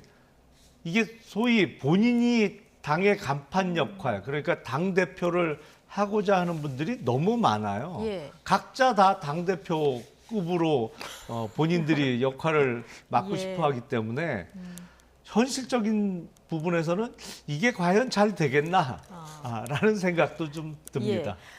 어쨌든 신당 관련해서 여러 분의 지금 이름이 거론되는 이런 상황 아니겠습니까? 만약에 신당이 만들어진다고 하면 또 어떤 신당이 만들어지냐에 따라서 다를 수는 있겠습니다만은 이게 여당의 보수층을 분산시킬까요? 아니면 야당 쪽의 중도층을 더 빨아들일까요? 그 여야의 득실을 좀 미리 전망을 해본다면요. 그 질문에 대해서 예. 굉장히 흥미있는 질문이고 뭐 여론조사도 여러 개 있는데 누가 당을 주도하느냐에 따라서 그 어디서부터 흡수를 많이 해오느냐라는 거에 조금 달라 보여요. 그런데 지금 뭐 최근에 여론조사를 보면은 어떤 사람이 하면은 민주당의 기반을 쫙 빨아먹는 수도 있고 어떤 경우에는 국힘당의 기반을 쫙 빨아먹는 경우도 있고 그래서 앞으로 신당의 모습, 신당이 지금 여러 개가 지금 난립을 하면서 왔다 갔다 하는데 누군가가 간판이 될 만한 사람 내지는 그룹들이 모여가지고 짝 하나로 모일 경우에는 양당으로부터 다 끌어올 수 있는 상황이 될 수도 있죠. 그래서 그런 점에서 봤을 때는 지금 현재 이럴 것이다라고 확정적으로 얘기할 수는 없습니다만은 양당 정치에 하여튼 실증이 나고 신물이 난 사람들이 국민들 사이에서 굉장히 많은 여론을 확보해 가고 있는 것은 확실해 보입니다. 지금 어떤 시기가 좀 무르익긴 한 겁니까? 12월까지 가봐야 됩니다. 왜 그러냐면 12월이라는 시한이 굉장히 중요한 게요. 지금 현재 일단 국힘당에서 여러 가지 공천 문제가 나오고 있지만 이 똑같은 문제가 민주당에도 곧 일어나거든요. 이렇게 되면 그런 시점이 다 이렇게 무르익어가는 시기는 사실 12월이 좀 들어가 봐야 됩니다. 알겠습니다. 자, 이 얘기를 좀 해볼 텐데요. 안철수 의원하고 이준석 전 대표는 왜 이렇게 신경전을 벌이는 걸까요? 오늘은 여의도의 한 식당을 칸막이를 사이에 두고 두 분이 설전을 벌이는 상황이 좀 있었습니다. 안철수 의원이 그 옆방에서 닥터 린턴이라고 했어야 되는데 미스터 린턴은 뭐 대놓고 무시한 거다. 이준석 전 대표가 이뇨한 위원장이 토요일 날 왔을 때 한 행보에 대해서 이제 얘기를 계속 하고 있었나 봐요. 근데 옆방에서 또 이준석 전 대표가 식사를 했나 보죠. 안철수 씨 조용히 하세요. 식사 좀 합시다. 이거를 들리게 얘기를 했다는 거예요. 그랬더니 또 안철수 의원은 모두가 이준석을 싫어한다 이런 얘기를 계속 주고받아서 이 식당에서 뭐 많은 분들이 가는 식당인가 봐요. 여기 뭐 기자들도 듣고 굉장히 많은 분들이 보셔가지고 이게 언론까지 나왔는데. 그러니까 저 식당이 바로 그 국회 길 건너에 있는 김용남 식당. 의원도 자주 가시던 식당입니까? 저도 가봤죠. 예. 근데 여의도에 뭐 식당이 아주 많이 있습니다만 사실은 국회에서 걸어갈 수 있는 거리는 딱 한정돼 있잖아요. 예. 그 식당 중에 하나인 것이고 제가 알기로는 이제 복집이다 보니까 가격이 좀 있죠. 네. 그러니까 의원들도 자주 찾는 식당인데 저 상황을 듣고 나니까 생각나는 속담이 하나 있어요. 원수는 외나무 다리에서 만난다고. 아니 식당이 저렇게 바로 옆자리에 앉기도 쉽지 않을 텐데. 방 하나만 건넜어도 안 들렸을 텐데요. 그렇죠. 중간에 다른 팀만 있었어도 저 상황은 벌어지지 않았을 텐데 아마 서로 옆에 누가 왔는지를 모르고 이제 식사하면서 얘기를 나누다가 저 상황이 벌어진 것 같아요. 근데 안철수 의원은 지금 연일 이준석 전 대표 뭐 양자 간에 똑같이 감정 싸움을 이어가고 있는데 네. 누가 봐도 양쪽 모두에게 이익이 안 되거든요. 예. 손해가 되면 손해가 됐지. 양쪽 모두에게. 예, 그렇죠. 정치적으로 뭐 저게 이익일 수가 없는 것이죠. 서로 저렇게 감정 싸움 하는 모습이. 그래서 저거를 오래 더 이상 끌고 갈 필요가 있을까 싶은데 뭐 두 사람 다 정치인이고 소위 큰 정치를 하겠다고 지향하는 예. 입장이니까 이만 만나서 그냥 악수하고 화해하고 끝내는 게 좋지 않을까 싶습니다.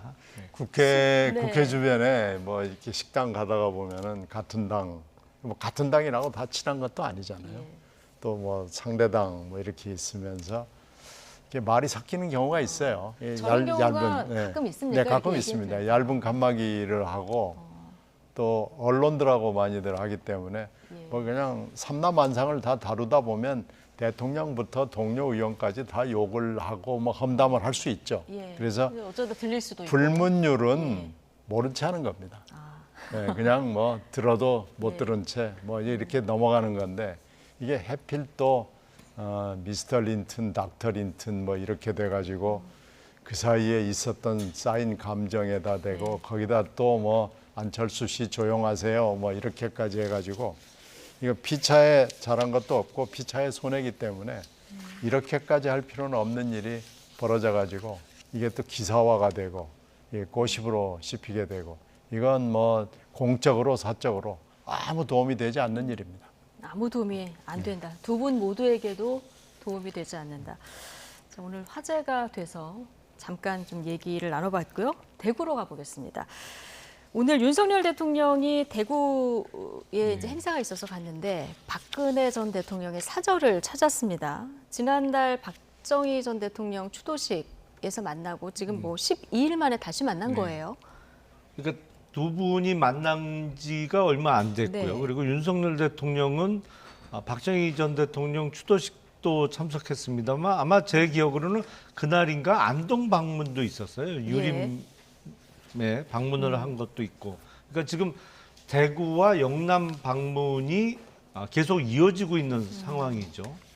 근데 저게 어떤 면에서는 국민의힘 그리고 윤석열 대통령이 대선에서 이길 수 있는 가장 큰 지지를 보내줬던 지역에 대한 방문이라고도 생각이 됩니다만 네. 다른 측면에서 보면 지금 영남에서도 흔들리고 있는 거 아니냐라는 해석도 가능하거든요. 네. 그리고 일부 지역 언론에서의 소위 이준석 신당이 나타났을 때 지지도에 대한 여론조사 결과도 나온 적이 있고요. 예. 그래서 윤석열 대통령 입장에서는 박근혜 전 대통령을 만나고 또 대구 지역을 비롯한 영남 지역에 자주 이렇게 방문을 하면서 소위 그 집도끼부터 다시 다져야 되는 그런 상황 아닌가 싶습니다. 그러니까 텃밭을 자주 찾는다는 건 최근 TK 민심이 좀 심상치 않구나 이걸 느꼈을 수 있다. 예. 그래서 더 자주 가는 것 같다는 진단도 해주셨는데요. 자, 윤석열 대통령 오전에는 대구 엑스코에서 열린 2023년 바르게 살기 운동 전국 회원대회 일정도 소화했고요. 또 그 이후에 대구 칠성시장도 방문했는데요. 잠시 보고 오시겠습니다. 한주 미나리는 우리 옛날에 대구 근무할 때 한주 미나리 먹으러 거기까지 갔다니까 그것도 하나 좀 줘봐. 진짜 팔에 들은 거 참배로 하나 옛날 생각이 많이 나요. 여러분들 뵈니까 저도 아주 힘이 나고 더 열심히 일해야 되겠다는 각오가 생깁니다. 고맙습니다, 여러분. 저 칠성시장, 대구에서 서문시장하고 해서 뭐 대구의 양대 시장이다 이렇게 알려져 있고 대구에 검사로 재직할 때 많이 들렀던 시장이라고 합니다. 네. 좀 힘이 난다 이런 얘기도 했는데 자 힘을 받았고 이게 이제 지지율로까지 좀 반등하는데 영향을 미칠까요? 그래서 뭐 대구를 간 것도 그렇고 박근혜 대통령 저렇게 또 보름 만에 다시 만나고 뭐 이런 것이 지금 얼마나 영남 다지기, TK 다지기가 급하면 이럴까는 싶어요. 그리고 지금 참석했던 바르게 살기 운동은 자유총연맹하고 새마을운동과 함께 3대 관변단체에 해당합니다. 네. 이 전국 조직이고요. 동조직까지 다 있는 거거든요. 이게 굉장히 큰 조직이고 많은 예산을 들여서 이 다지기를 하는 거기 때문에 지금 대통령의 입장에서는 특히 TK 지지 내지는 영남의 지지가 급한 마당이기 때문에 오늘 아마 뭐 여러 개의 목적을 위해서 갔을 거예요. 지금 굉장히 급하게 벌써 총선부터 지금 이미 운동에 돌입한 거 아닌가라는 느낌을 줍니다. 네. 자, 집토끼 잡는 것도 중요하지만 뭐 호남이나 다른 지역도 좀 같이 그 행보를 좀 넓혀야 되는 거 아니냐 이런 의견들도 있던데요.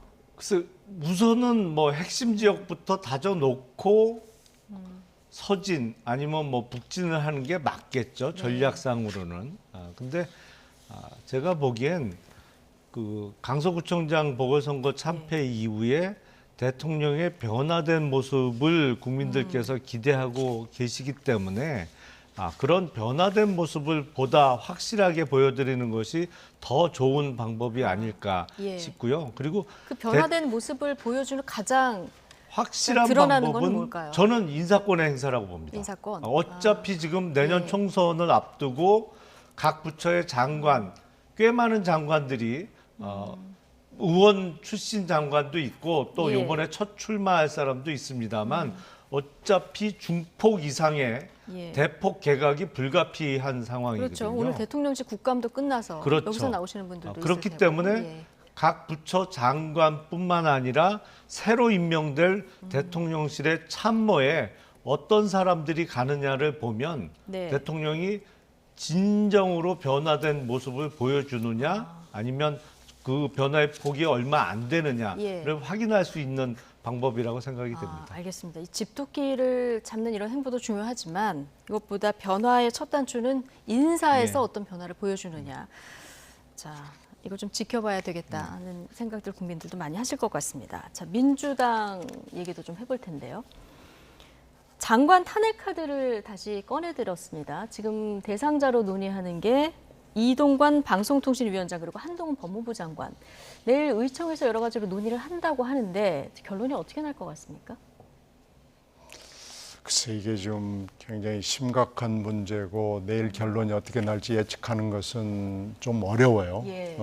특히 한동훈 장관 같은 경우에는 헌법과 법률 위반을 분명히 했느냐 안 했느냐라는 대목을 집어내야 되는데 그것을 집어낼 수 있을지 좀 잘 모르겠어요.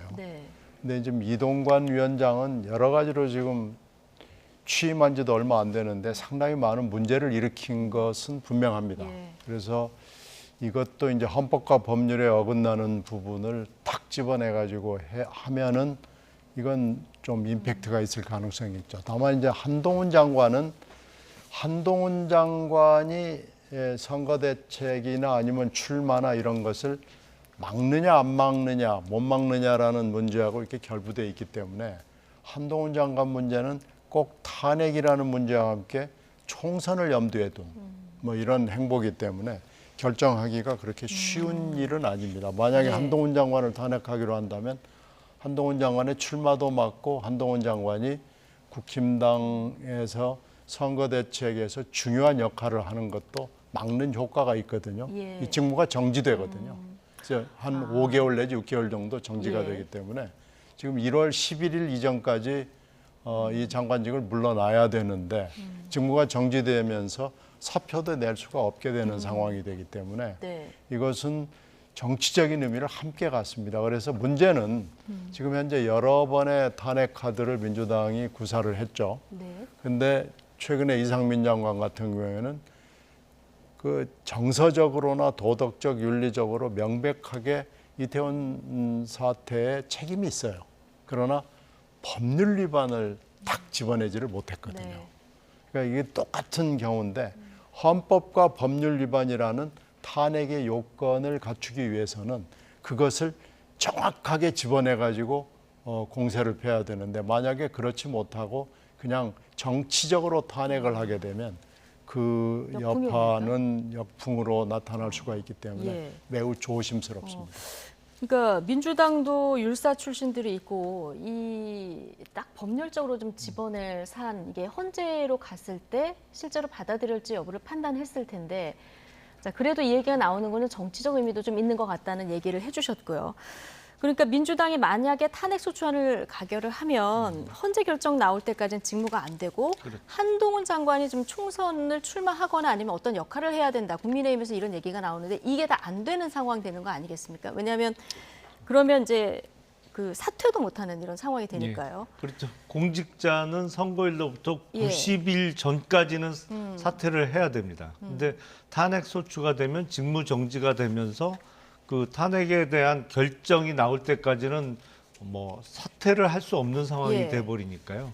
출마가 막히게 되겠죠. 그렇게 되면 한동훈 장관이 만약에 이런 상황이 되기 전에 선제적으로 뭔가 그 법무부 장관직에서 먼저 내려오는 이런 가능성은 전혀 없을까요? 글쎄요, 뭐 그게 출마에 정말 소위 목숨을 건다면 그렇게 해야 출마가 가능하겠죠. 근데 지금 앞서서 우리가 윤석열 대통령의 변화된 모습을 기대하는 이야기를 했습니다만 더불어민주당은 정말 내일 이동관 방통위원장이나 한동훈 장관에 대한 탄핵을 의총에서 논의한다면 변화가 조금도 없네요. 사실은 탄핵을 여러 차례 지금 했습니다. 판사였던 분에 대한 탄핵도 있었고 이상민 장관 또 검사에 대한 탄핵까지 얼마 전에 있었습니다만 맨 먼저 탄핵 카드를 꺼내 쓴 거는 아예 헌법재판소의 본격적인 심리까지도 못 갔어요. 각하를 당했거든요. 이거는 아예 대상이 안 된다. 그 앞서 말씀 주신 대로 이게 헌법재판소의 결정에 의하면 헌법과 법률에 중대한 위배 사유가 있어야만 탄핵을 할 수 있는 겁니다. 근데 마치 자신들의 마음에 안 들면 아니면 본인들이 보기에 국정 운영을 제대로 못하면 탄핵하겠다. 이거는 기존의 모습과 조금 더 변화가 없는 모습이죠. 이거는 무리한 탄핵 소추가 또 한 건, 어쩌면 두 건이 더 추가되는 상황 아닌가 싶습니다. 알겠습니다. 내일 의총에서 이 안건 관련해서 논의를 한다고 하니까요. 민주당 의총 결론이 어떻게 내려지는지부터 좀 지켜봐야 될 것 같습니다. 김용남, 신경민 전직 의원 두 분과 오늘 함께했습니다. 고맙습니다. 네, 감사합니다.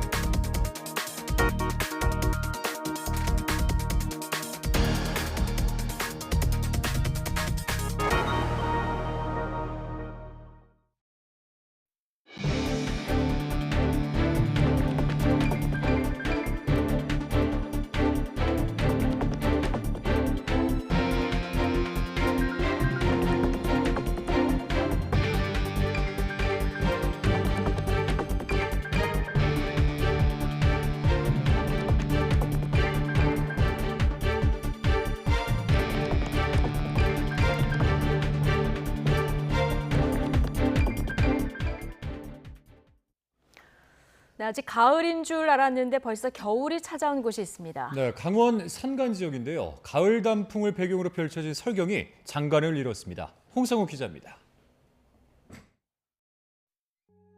겨울옷을 가장 먼저 꺼내 입은 건 산입니다. 온통 새하얀 눈세상. 잎이 떨어진 앙상한 나뭇가지에는 순백의 눈꽃이 피었습니다. 해발 1,400m, 강원도 평창 발왕산 정상에 펼쳐진 때이른 설경. 동화 속 겨울왕국을 연상시킵니다. 산허리엔 단풍이 채 가시지 않았습니다. 하지만 산머리에는 하얀 눈이 쌓였습니다. 강원 지역의 또 다른 명산, 화천 화학산 정상에도 겨울이 찾아왔습니다. 나뭇가지마다 솜털 같은 눈꽃이 자라났습니다. 가을이 아쉬운 듯 남은 단풍잎에도 눈이 쌓였고 찬바람 스친 나뭇가지는 하얀 산호초 군락으로 변했습니다. 강원도의 고산지대는 이미 계절이 겨울로 바뀌었습니다. 나뭇가지마다 새하얀 고드름이 이렇게 주렁주렁 매달렸습니다. 가을 속 뜻밖의 설경을 마주친 사람들. 새로운 추억이 생겼습니다. 이게 가을인데 이렇게 눈꽃이 잘 돼 있을 줄 몰랐어요. 이제 고드름도 되게 잘 펴 있고 엄청 되게 생각했던 것보다 되게 겨울 경치를 이제 확 느낄 수 있어가지고 진짜 오기 좋은 것 같아요. 비가 내린 후 뚝 떨어진 기온에 강원 지역 해발 1000m 이상 고지대 곳곳엔 눈이 내렸습니다. 11월 늦가을 속에 펼쳐진 설경이 겨울 준비를 재촉하고 있습니다. YTN 홍서욱입니다. 공매도 전면 금지 이틀째 우리 증시는 모두 하락 마감했습니다. 오늘 코스피는 어제보다 2.33% 내린 2,443.96에 장을 마쳤습니다. 코스닥은 상승 출발했지만 끝내 하락 전환에 어제보다 1.8% 내린 824.37로 거래를 종료했습니다. 특히 2차 전지 관련주를 중심으로 지수가 급락하면서 오전 한때 코스닥 매도 사이드카가 발동되기도 했습니다. 공매도 전면 금지 첫날인 어제 주식을 갚기 위해 순매수에 나섰던 외국인과 기관이 오늘은 매도세로 돌아선 영향이 컸던 것으로 분석됩니다. 네, 이렇게 공매도 전면 금지 이후 우리 증시는 급등락을 오갔습니다. 네, 그만큼 주가 변동성이 커진 건데 전문가들은 추격 매수에 신중해야 한다고 당부했습니다. 이영원 기자입니다. 공매도 전면 금지 첫날 폭등했던 주가는 단 하루 만에 급락세로 돌아섰습니다. 공매도 금지가 주가 반등과 상관관계가 없다는 과거 경험칙이 그대로 적용된 겁니다. 이번 조치 이전에 공매도가 전면 금지됐던 건 세 차례입니다. 2008년 글로벌 금융위기 때 8개월 금지됐는데 주가가 3% 넘게 빠졌습니다. 2011년 유럽 재정위기 당시에는 석 달 시행됐고 주가는 6% 올랐습니다. 최근에 금지됐던 건 2020년 코로나 위기 때입니다. 당시 2번이나 연장해 1년 2개월 최장기간 공매도를 금지했는데 주가는 70% 넘게 급등했습니다. 다만 세계적으로 재정을 쏟아부은 코로나 시기를 일반화하기는 어렵습니다. 전 세계적으로 엄청나게 재정을 퍼붓고 중앙은행들은 금리를 거의 0에 가까이 가면서 시장에다 유동성을 공급했던 그런 시기이기 때문에 사실은 단순한 비교는 조금 힘들 것 같고요. 첫날 주가가 폭등했듯이 단기 수급은 늘 수 있지만 중장기적으로는 외국인 투자에 부정적일 수 있다는 진단도 나옵니다. 공매도를 금지한 국가는 우리나라와 튀르키예뿐으로 글로벌 스탠다드와 거리가 멀기 때문입니다. 이런 탓에 블룸버그 통신은 공매도 금지가 한국 증시의 MSCI 선진국 지수 편입에 걸림돌이 될 것이라고 보도하기도 했습니다. MSCI 지수 편입하기 위해서 공매도 운영이 되게 필요하다는 것들에 대해서는 저희가 모르겠습니다. 너무 잘 알죠. 다만 우리가 신뢰를 얻어야 될 대상은 사실은 외국인 기관뿐만 아니라 개인 투자자들의 신뢰를 지금 얻어야 될. 주가 조작이나 과도한 거품을 막는 순기능을 가진 공매도를 전면 금지하면서 앞으로 증시 변동성이 더 커질 수 있다는 우려도 나옵니다. 기관 투자자들 또 외국인들이 지분을 안 늘리고 개인 투자자들이 공매도 금지 때문에 많이 들어오게 되면 변동성이 커질 수 있다라고 아마 분명히 보시면 될 것 같습니다. 전문가들은 특정 종목의 경우 등락폭이 더 클 수 있다며 투자에 주의해야 한다고 당부했습니다. YTN 이영훈입니다.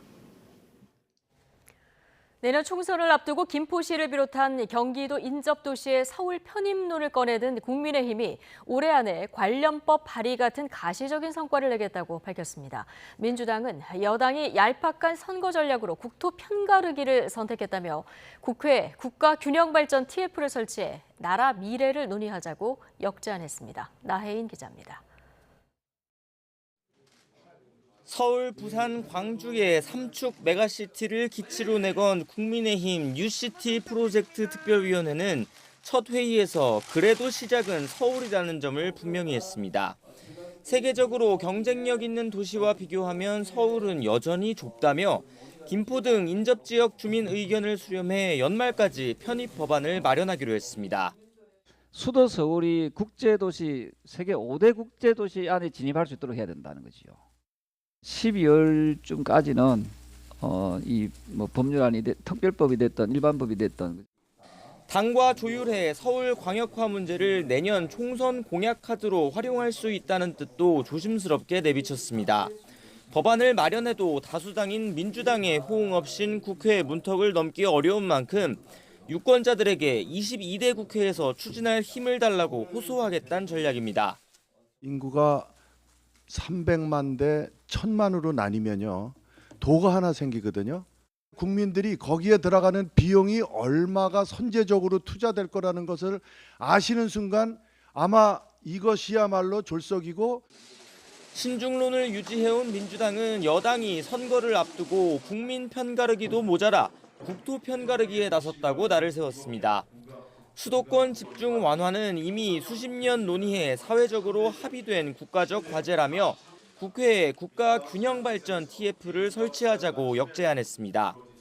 지난 대선 당시 내걸었던 이른바 5극 3특, 즉 전국을 5개 권역, 3개 특별자치도로 재구축하자는 공약도 다시 소환했습니다. 김영삼 정부 이래로 모든 정부가 일관되게 추진해온 국가균형발전 정책을 국민의힘의 얄팍한 총선 전략을 위해 파기할 수는 없습니다. 그 자체가 국민 기만입니다. 교통난에 시달리는 김포 시민을 향해선 서울 지하철 5호선 연장을 위한 예비 타당성 조사 면제를 당론으로 추진하겠다고 약속했습니다. 국민의힘 지도부에도 서울 편입 논란보다 우선하여 김포의 교통 문제 해결에 앞장서 주실 것을 강력히 요청합니다. 하루속히 김포 시민들이 안전하게 지하철을 이용할 수 있도록 민주당은 거리를 두고 있지만 여당이 서울광역화 문제를 내년 총선 공약 전면에 내세운다면 맞대응은 불가피할 전망입니다. 경기도 인접도시의 서울 편입론이 총선 전국 최대 화두 가운데 하나로 떠오를 가능성도 커지고 있습니다. YTN 나힌입니다. 김포시의 서울 편입 계획과 관련해서 시민, 주민단체 사이에서 찬반 의견이 엇갈리고 있습니다. 김포 지역 시민단체 시민의힘은 오늘 기자회견을 열고 서울 편입 계획은 김포를 김포답게 완성할 신념, 철학, 정체성을 저버린 서울 의존적 4대 의식이라고 주장했습니다.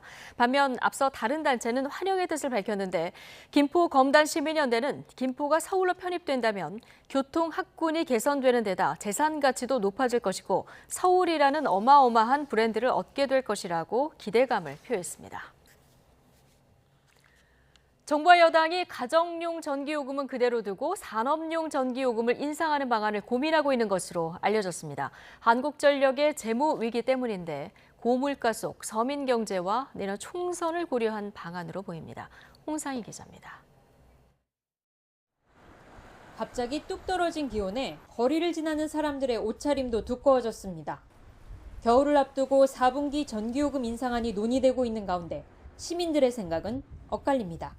아무래도 부담되죠. 서민들한테는 가장 부담되는 게 물가라든가 인상한 소리만 나오면 마음이 조금 많이 무거워요. 그거 적자를 그대로 놔둘 수는 없잖아요. 국가에서 또 뭘 방법으로 메꾸잖아요. 그럼 우리 세금이지? 그러니까. 그래서 좀 올리는 것은 괜찮다고 봐요. 여당과 산업통상자원부, 기획재정부는 산업용 전기요금 인상 방안을 유력하게 검토하고 있는 것으로 전해졌습니다. 고물가 고금리 부담에 가정용과 소상공인용 전기요금은 그대로 두고 계약전력 300kW 이상의 산업용만 인상하겠다는 겁니다. 지난해 산업용 전기 판매량은 전체의 54%, 주택용과 일반용을 합친 판매량보다 많아 산업용 전기요금만 올려도 한전 재무구조 개선에 효과가 있을 것이라는 판단입니다. 5개월 앞으로 다가온 총선도 산업용 전기요금 인상안에 힘을 싣고 있습니다. 한전의 지난 6월 말 연결 기준 총부채는 201조 4천억 원. 산업용 전기요금 인상만으로는 최악의 재정 위기에 놓인 한국전력 문제를 해결하기에는 역부족이라는 지적도 나옵니다.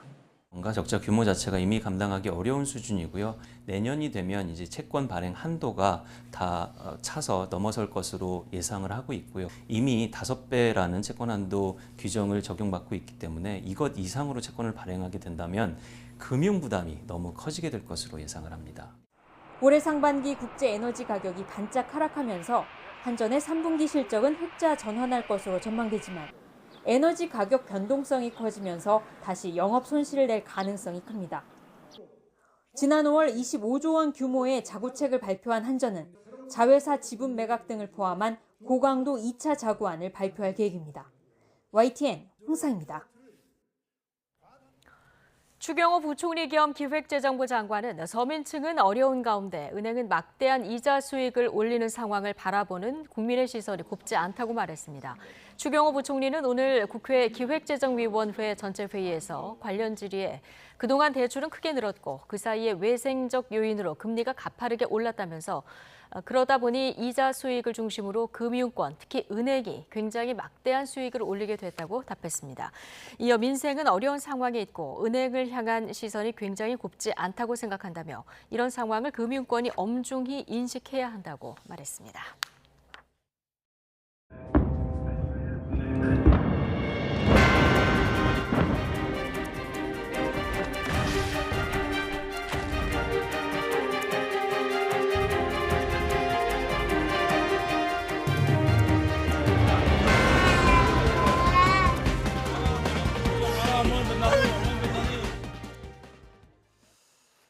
네, 하마스의 기습 공격으로 촉발된 전쟁이 이제 벌써 한 달을 맞았습니다. 수많은 민간인 희생자가 나오고 있지만 이 전쟁은 잦아들 기미를 보이지 않고 있는데요. 평화로운 휴일이었던 지난달 7일의 충격, 여러분들 기억하실 겁니다. 가자 지구로부터 이스라엘을 향해 로켓 수천 발이 발사됐고 또 하마스 무장대원 3천여 명이 분리 장벽을 넘어서 국경마을을 습격했었죠. 이스라엘 민간인과 외국인 1,400여 명이 학살되고 240여 명은 인질로 끌려갔습니다. 기습을 당한 이스라엘, 곧바로 사태를 전쟁으로 규정한 뒤 반격을 시작했습니다. 이 대대적인 공습으로 가자 지구의 하마스 관련 시설을 공격했고 지상군까지 투입했습니다. 공세령이 내려진 가자 지구, 이스라엘군의 무차별 폭격에 물자와 의료 자원 부족도 부족해서 팔레스타인 희생자는 10,000명을 넘어섰고요. 가자 지구 인구의 70%는 피난을 떠난 것으로 추산되고 있습니다. 자, 이런 전쟁이 길게는 1년까지 이어질 수 있다는 전망이 나오는 가운데 세계 곳곳에서는 휴전을 촉구하는 목소리가 높아지고 있습니다. 이동우 기자가 관련 소식 전해드리겠습니다.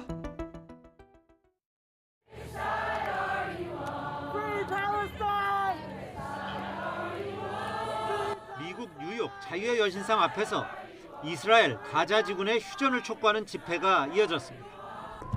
미국 워싱턴주 항구도시 타쿠마에서는 이스라엘 지원용 군수물자 선적을 저지하는 시위가 벌어졌습니다. 시위대는 이스라엘 지원 반대, 모든 팔레스타인 포로 석방 등의 구호를 외쳤습니다. The goal here is to delay or if we can stop any sort of arms shipments from the United States to Israel.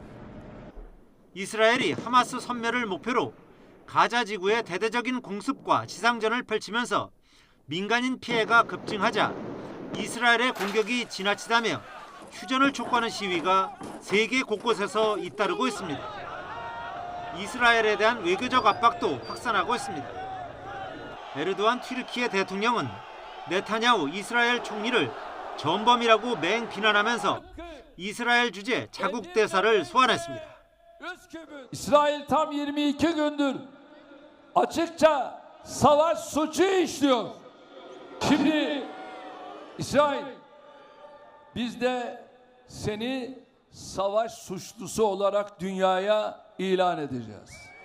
노르웨이도 테러리스트 하나를 제거하려고 난민촌 전체를 폭격하는 것은 비례성에 맞지 않으며 국제법 위반일 수 있다고 지적했습니다.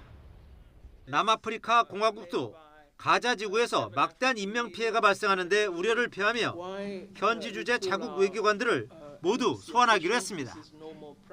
바레인이 경제 관계를 중단하고 볼리비아는 단교를 선언했습니다. 칠레와 콜롬비아도 자국 대사를 소환하는 등 국제사회의 외교적 압박이 점차 강해지고 있어 이스라엘이 어떻게 대응할지 주목됩니다. YTN 이동호입니다. 유엔 안전보장이사회가 오는 9일 공개회의를 열고 이스라엘과 팔레스타인 하마스의 휴전 문제를 논의할 전망이라고 타스와 스푸트니크 통신 등이 보도했습니다. 아랍에미리트 대사는 현지 시간 6일 브리핑에서 팔레스타인 가자지구 분쟁 해결을 위한 안보리 회의가 9일 열린다고 말했습니다. 이어서 이스라엘과 하마스 간 충돌을 해결하기 위해 안보리 비상임 이사국 10개국이 작성한 결의안 초안을 두고 15개 이사국 전체가 협의하고 있으며 이견을 좁히기 위해서 노력하고 있다고 설명했습니다. 네, 충남 홍선에서 주차된 차들이 밤사이에 무더기로 파손된 채 발견됐습니다.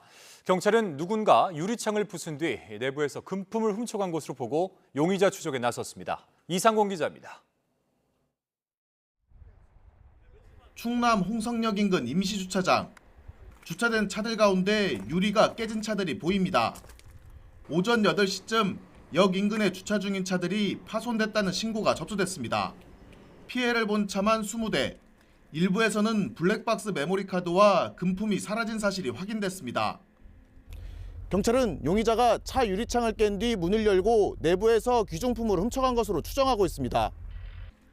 피해자 대부분은 주차장에 차를 세워두고 열차를 이용해 다른 지역에 다녀온 사람들이었습니다. 황당하죠. 지금 갔다 와가 짐이고 뭐고 다 와이프하고 가야 되는데 지금 택시 타서 보냈거든요. 이게 블랙박스에 카드하고 동전통 환자만 될 것 같아요. 범행 현장 인근에 방범용 CCTV가 있었지만 아직 관제센터와 연결되지 않아 경찰이 용의자를 추적하는데 어려움을 겪는 것으로 알려졌습니다. 또 열차가 운행하지 않는 야간에는 사람의 왕래가 뜸한 곳이어서 목격자를 찾기도 쉽지 않은 것으로 전해졌습니다. 경찰은 남아있는 블랙박스와 인근 CCTV 화면을 통해 용의자의 이동 동선을 분석하고 정확한 피해 규모를 조사하고 있습니다. YTN 이상군입니다. 이른바 짝퉁 명품을 몰래 들여와서 국내에 유통한 일당이 해경의 덜미를 잡혔습니다. 이 정품 시가로 따졌을 때는 무려 1조 5천억 원 규모로 해경이 적발한 사건 가운데는 사상 최대입니다. 우리나라를 경유하는 환적 화물 속에 숨기는 수법으로 감시망을 피했습니다. 윤흥성 기자가 보도하겠습니다. 인천에 있는 창고로 해양경찰관들이 급습합니다. 화물차 안에 가득 쌓여있는 상자를 열어보니 명품처럼 보이는 옷과 가방이 쏟아져 나옵니다. 정교해 보이지만 모두 짝퉁입니다. 보관 창고에도 가짜 명품들이 수북하게 쌓여 있습니다. 상표법 위반 물건 위조 상품이라고 그러죠. 51살 A씨 등은 해외 명품 브랜드를 그대로 베낀 제품을 중국에서 국내로 들여와 유통했습니다. 2년 동안 200여 차례에 걸쳐 몰래 들여온 짝퉁 제품이 상자로만 5만 5천여 개, 무게로는 2,000톤에 이릅니다. 가짜 명품들이 이렇게 산처럼 쌓여 있는데요. 정품 시가 기준으로 1조 5천억 원 규모로 해경이 적발한 역대 밀수 중 최대 규모입니다. 압수 물량이 불과 600여 상자에 이른 점을 고려하면 대부분 온라인을 통해 시중에 유통된 것으로 보입니다. A씨 등은 우리나라를 거쳤다가 바로 해외로 나가는 환적 화물의 경우 관세청의 통관 절차를 피할 수 있는 점을 노렸습니다. 또 컨테이너 바깥쪽에는 정상 제품을 두고 안쪽 깊숙이 위조 상품을 숨기는 이른바 커튼치기 수법으로 감시를 피했습니다. 중국에서 생산된 위조 물품을 한국을 경유해 미국이나 유럽 등으로 수출되는 해상 화물 컨테이너 내부에 은닉하여 해경은 A씨 등 17명을 상표법 위반 등 혐의를 적용해 불구속 상태로 검찰에 넘겼습니다. 또 이들 일당에게 위조 제품을 공급한 중국인 총책 등 2명을 인터폴에 적색 수배 요청하고 남은 공범들에 대한 추적에 나섰습니다. YTN 윤웅성입니다. 박민 KBS 사장 후보자에 대한 국회 인사청문회에서는 이 후보자의 적격성을 놓고 여야가 공방을 벌였습니다.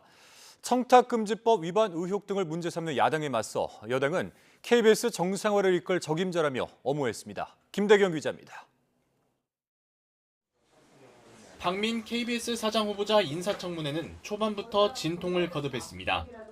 야당의 청탁금지법 위반 의혹 제기를 박 후보자 인사청문단이 허위사실 유포라고 겁박했다며 민주당이 사과를 요구한 겁니다. 자료 제출 문제와 신상 발언 기회 등을 놓고 벌어진 민주당 측과 국민의힘 장제원 과방위원장 간 설전은 야당 의원 집단 퇴장으로 이어졌습니다. 위원장이 하라고 하면 하고 우리가 무슨 이분 드렸고 고민정 의원님한테는 자료 주려고 이분을 그러나 위원장은 청문위원회 권리를 보호해주기는커녕 오히려 청문위원을 매도하고 있습니다. 세상에 위원장 청문회 하는 것도 처음 보네요. 위원장 자격을 고민정 의원이 정합니까? 참 어이가 없네, 어이가 없어. 우여곡절 끝에 속개된 청문회에서 야당은 박 후보자가 언론사 재직 당시 일본계 기업에서 자문료를 받아 청탁금지법 위반이 의심된다는 걸 거듭 문제 삼았습니다. 후보자가 이미 겸직을 하고 나서 차후에 이해충돌 문제가 있을 수 있다는 것을 인지하고 뒤늦게 무급 휴직 신청서를 제출한 것으로 보이는데 어떻습니까? 그건 제 행위 자체가 일단 청탁금지법에 적용되는 행위가 아니고요. 저희 회사는 겸직이 또 허용되어 있습니다. 낙하산 인사라는 비판도 빼놓지 않았는데 박 후보자는 언론계 경력을 내세우며 적극 반박했습니다. 비록 방송은 아니지만 언론계에서 30년간 일을 했습니다. 그리고 KBS의 공모 정찰을 거쳤고 상당한 진통도 겪었습니다. 그리고 오늘 이 청문회까지 와 있습니다. 여당 의원들은 공영방송 정상화에 초점을 맞춘 질의로 박 후보자가 적임자임을 내세웠습니다. KBS가 국민의 신뢰를 잃은 가장 큰 이유는 뭐라고 봅니까?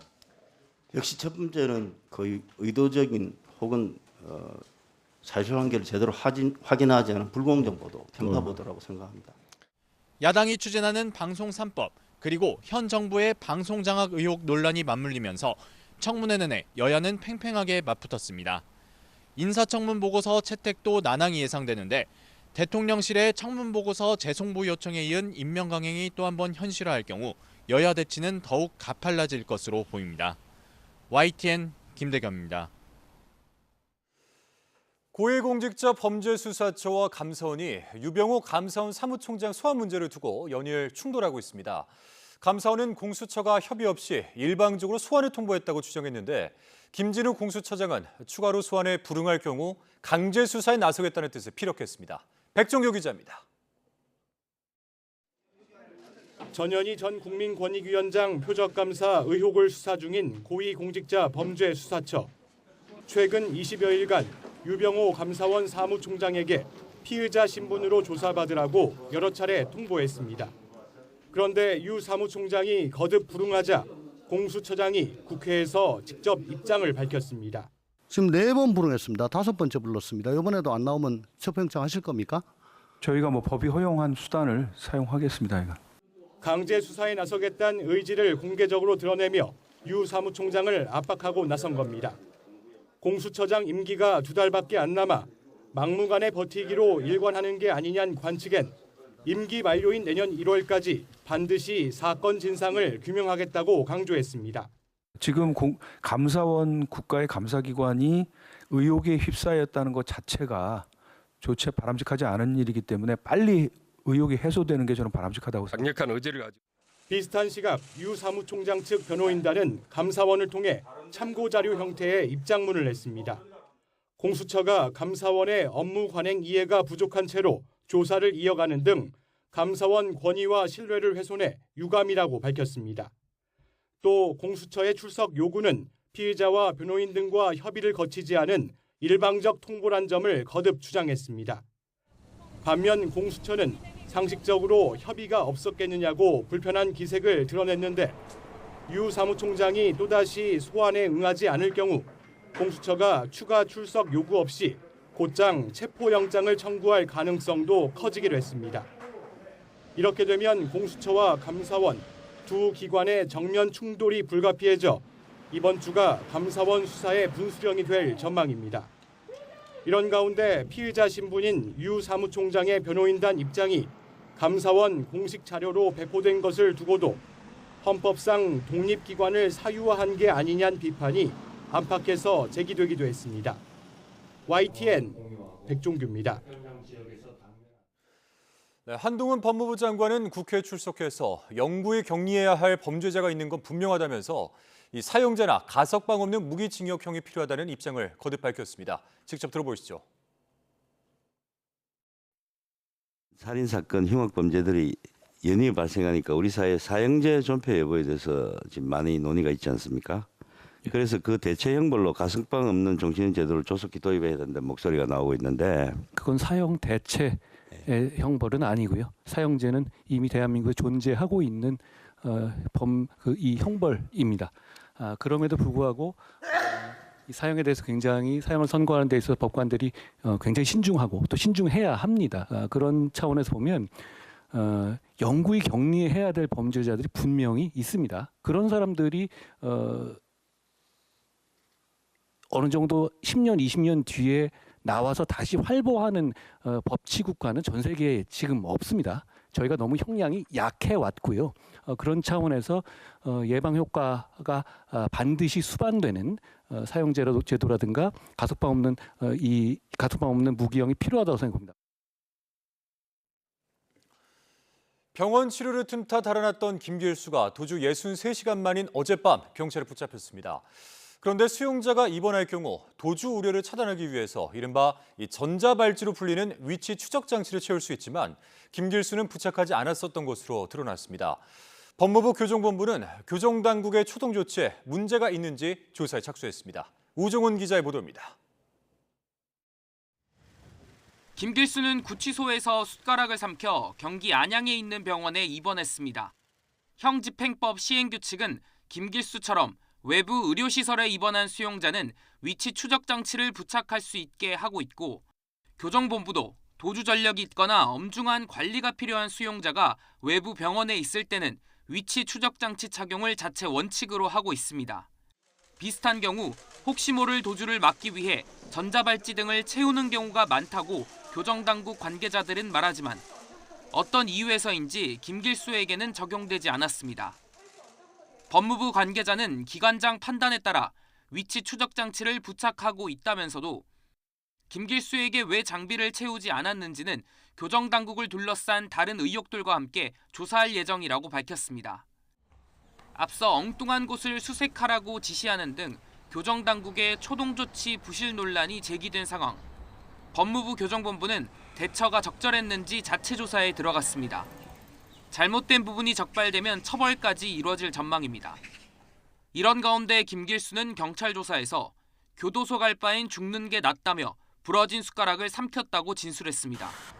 또 도주를 사전에 계획하진 않았다면서도 추적을 피하려고 옷을 자주 갈아입고 대중교통을 이용했다고 언급했습니다. 하지만 경찰은 서울의 다세대 주택 한 채를 가진 김길수가 전세 계약을 맺은 임차인에게 보증금을 받으려고 도주를 계획한 것 아닌지 의심하고 있습니다. 보증금 1억 5천만 원을 챙겨 변호사 비용을 대려고 했는지 김 씨를 상대로 추궁하고 있습니다. YTN 우종훈입니다. 대학 기숙사, 고시원, 찜질방에 이어서 지하철에서도 빈대가 나왔다는 목격담까지 인터넷에 빠르게 퍼지며 빈대 공포가 확산되고 있습니다. 국민 불안이 크자 정부가 빈대 대책본부 총괄을 총리실로 격상하고 한 달 안에 확산을 막겠다고 밝혔습니다. 이승배 기자입니다. 프랑스 파리를 휩쓴 빈대가 우리나라 곳곳에 출몰하고 있습니다. 대학교 기숙사, 고시원, 사우나에 이어서 지하철에서도 빈대가 나왔다는 목격담까지 나왔습니다. 관련 글이 인터넷에 빠르게 퍼지며 불안감이 커지고 있습니다. 저녁에 잠은 못 자죠. 한 2, 3일은 괜찮더라고요. 그 다음에 또 이렇게 나와요.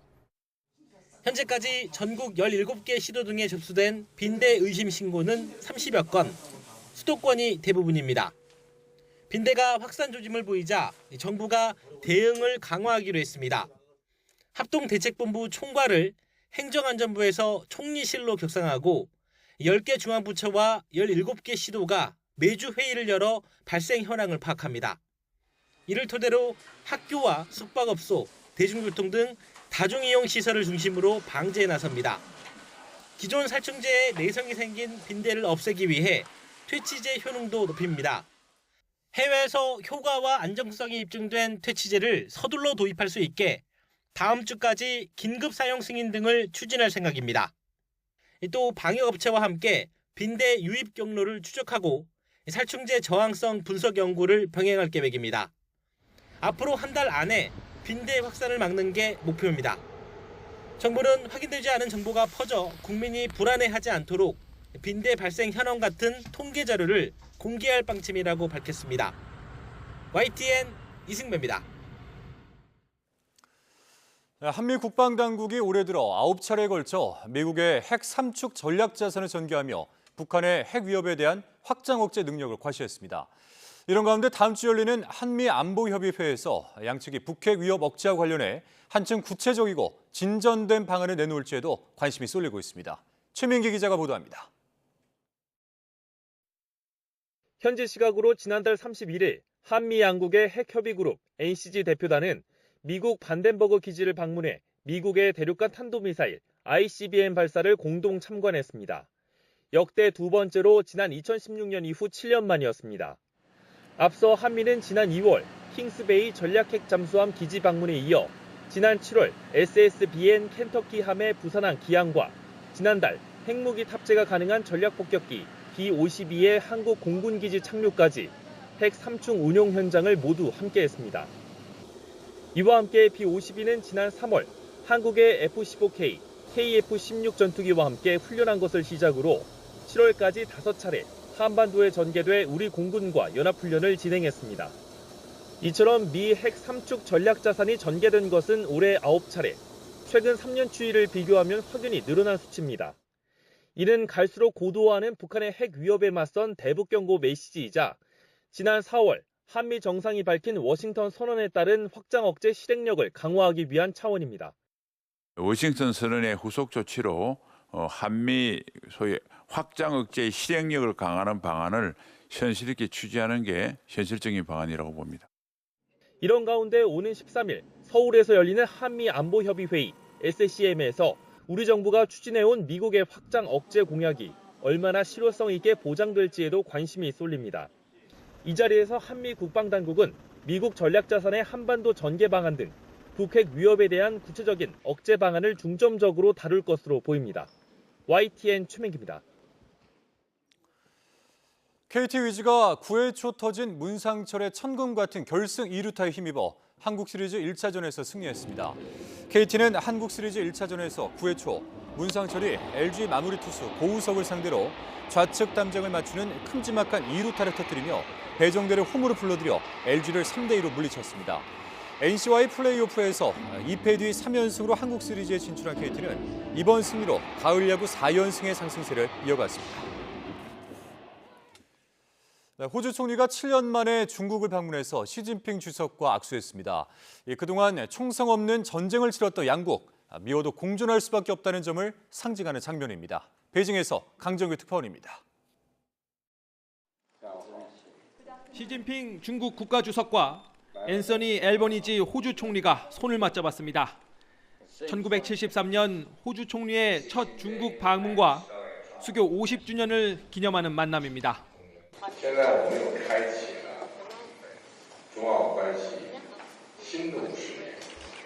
호주 총리가 중국을 찾은 건 2016년 이후 처음. 7년 동안 양국은 총성 없는 전쟁을 벌였습니다. 2017년 중국계 재벌이 호주 정치권에 58억 원을 뿌렸다는 폭로와 함께 선거 개입 의혹이 불거졌고 2018년 미국 트럼프 행정부의 과웨이 때리기에 호주가 동참하면서 양국 관계는 틀어졌습니다. 2020년 호주가 코로나19 발원지 국제조사를 촉구하자 중국은 대대적 무역 보복에 나섰습니다. China is an aggressor. China wants to see us as a vassal state. 还有一个，澳大利亚它是站在中国鞋底的口香糖，很难蹭掉。 그러나 호주산 석탄 금수 조치는 중국 내 극심한 전력난이란 부메랑으로 되돌아왔습니다. 국제사회의 중국 위협론을 자극해 오커스와 쿼드 출범 등을 앞당겼다는 지적도 나옵니다. 서로 상처만 남긴 싸움을 뒤로 한 채 최근 양국이 관계 회복에 나선 건 경제적 공생관계 때문입니다. 호주 수출의 30%를 차지하는 중국. 반대로 중국은 철광석을 비롯한 주요 원자재 수입을 호주에 의존하고 있습니다. And that a strong relationship between our two countries will be beneficial into the future. 중국을 견제하면서도 대화의 창구를 열어두려는 최근 미국의 태도 변화와도 무관치 않습니다. 이번 달 미국과 정상회담을 앞둔 중국은 왕이 외교부장에 이어 허리펑 경제부총리를 워싱턴으로 보내 의제를 사전 조율합니다. 베이징에서 YTN 강정규입니다.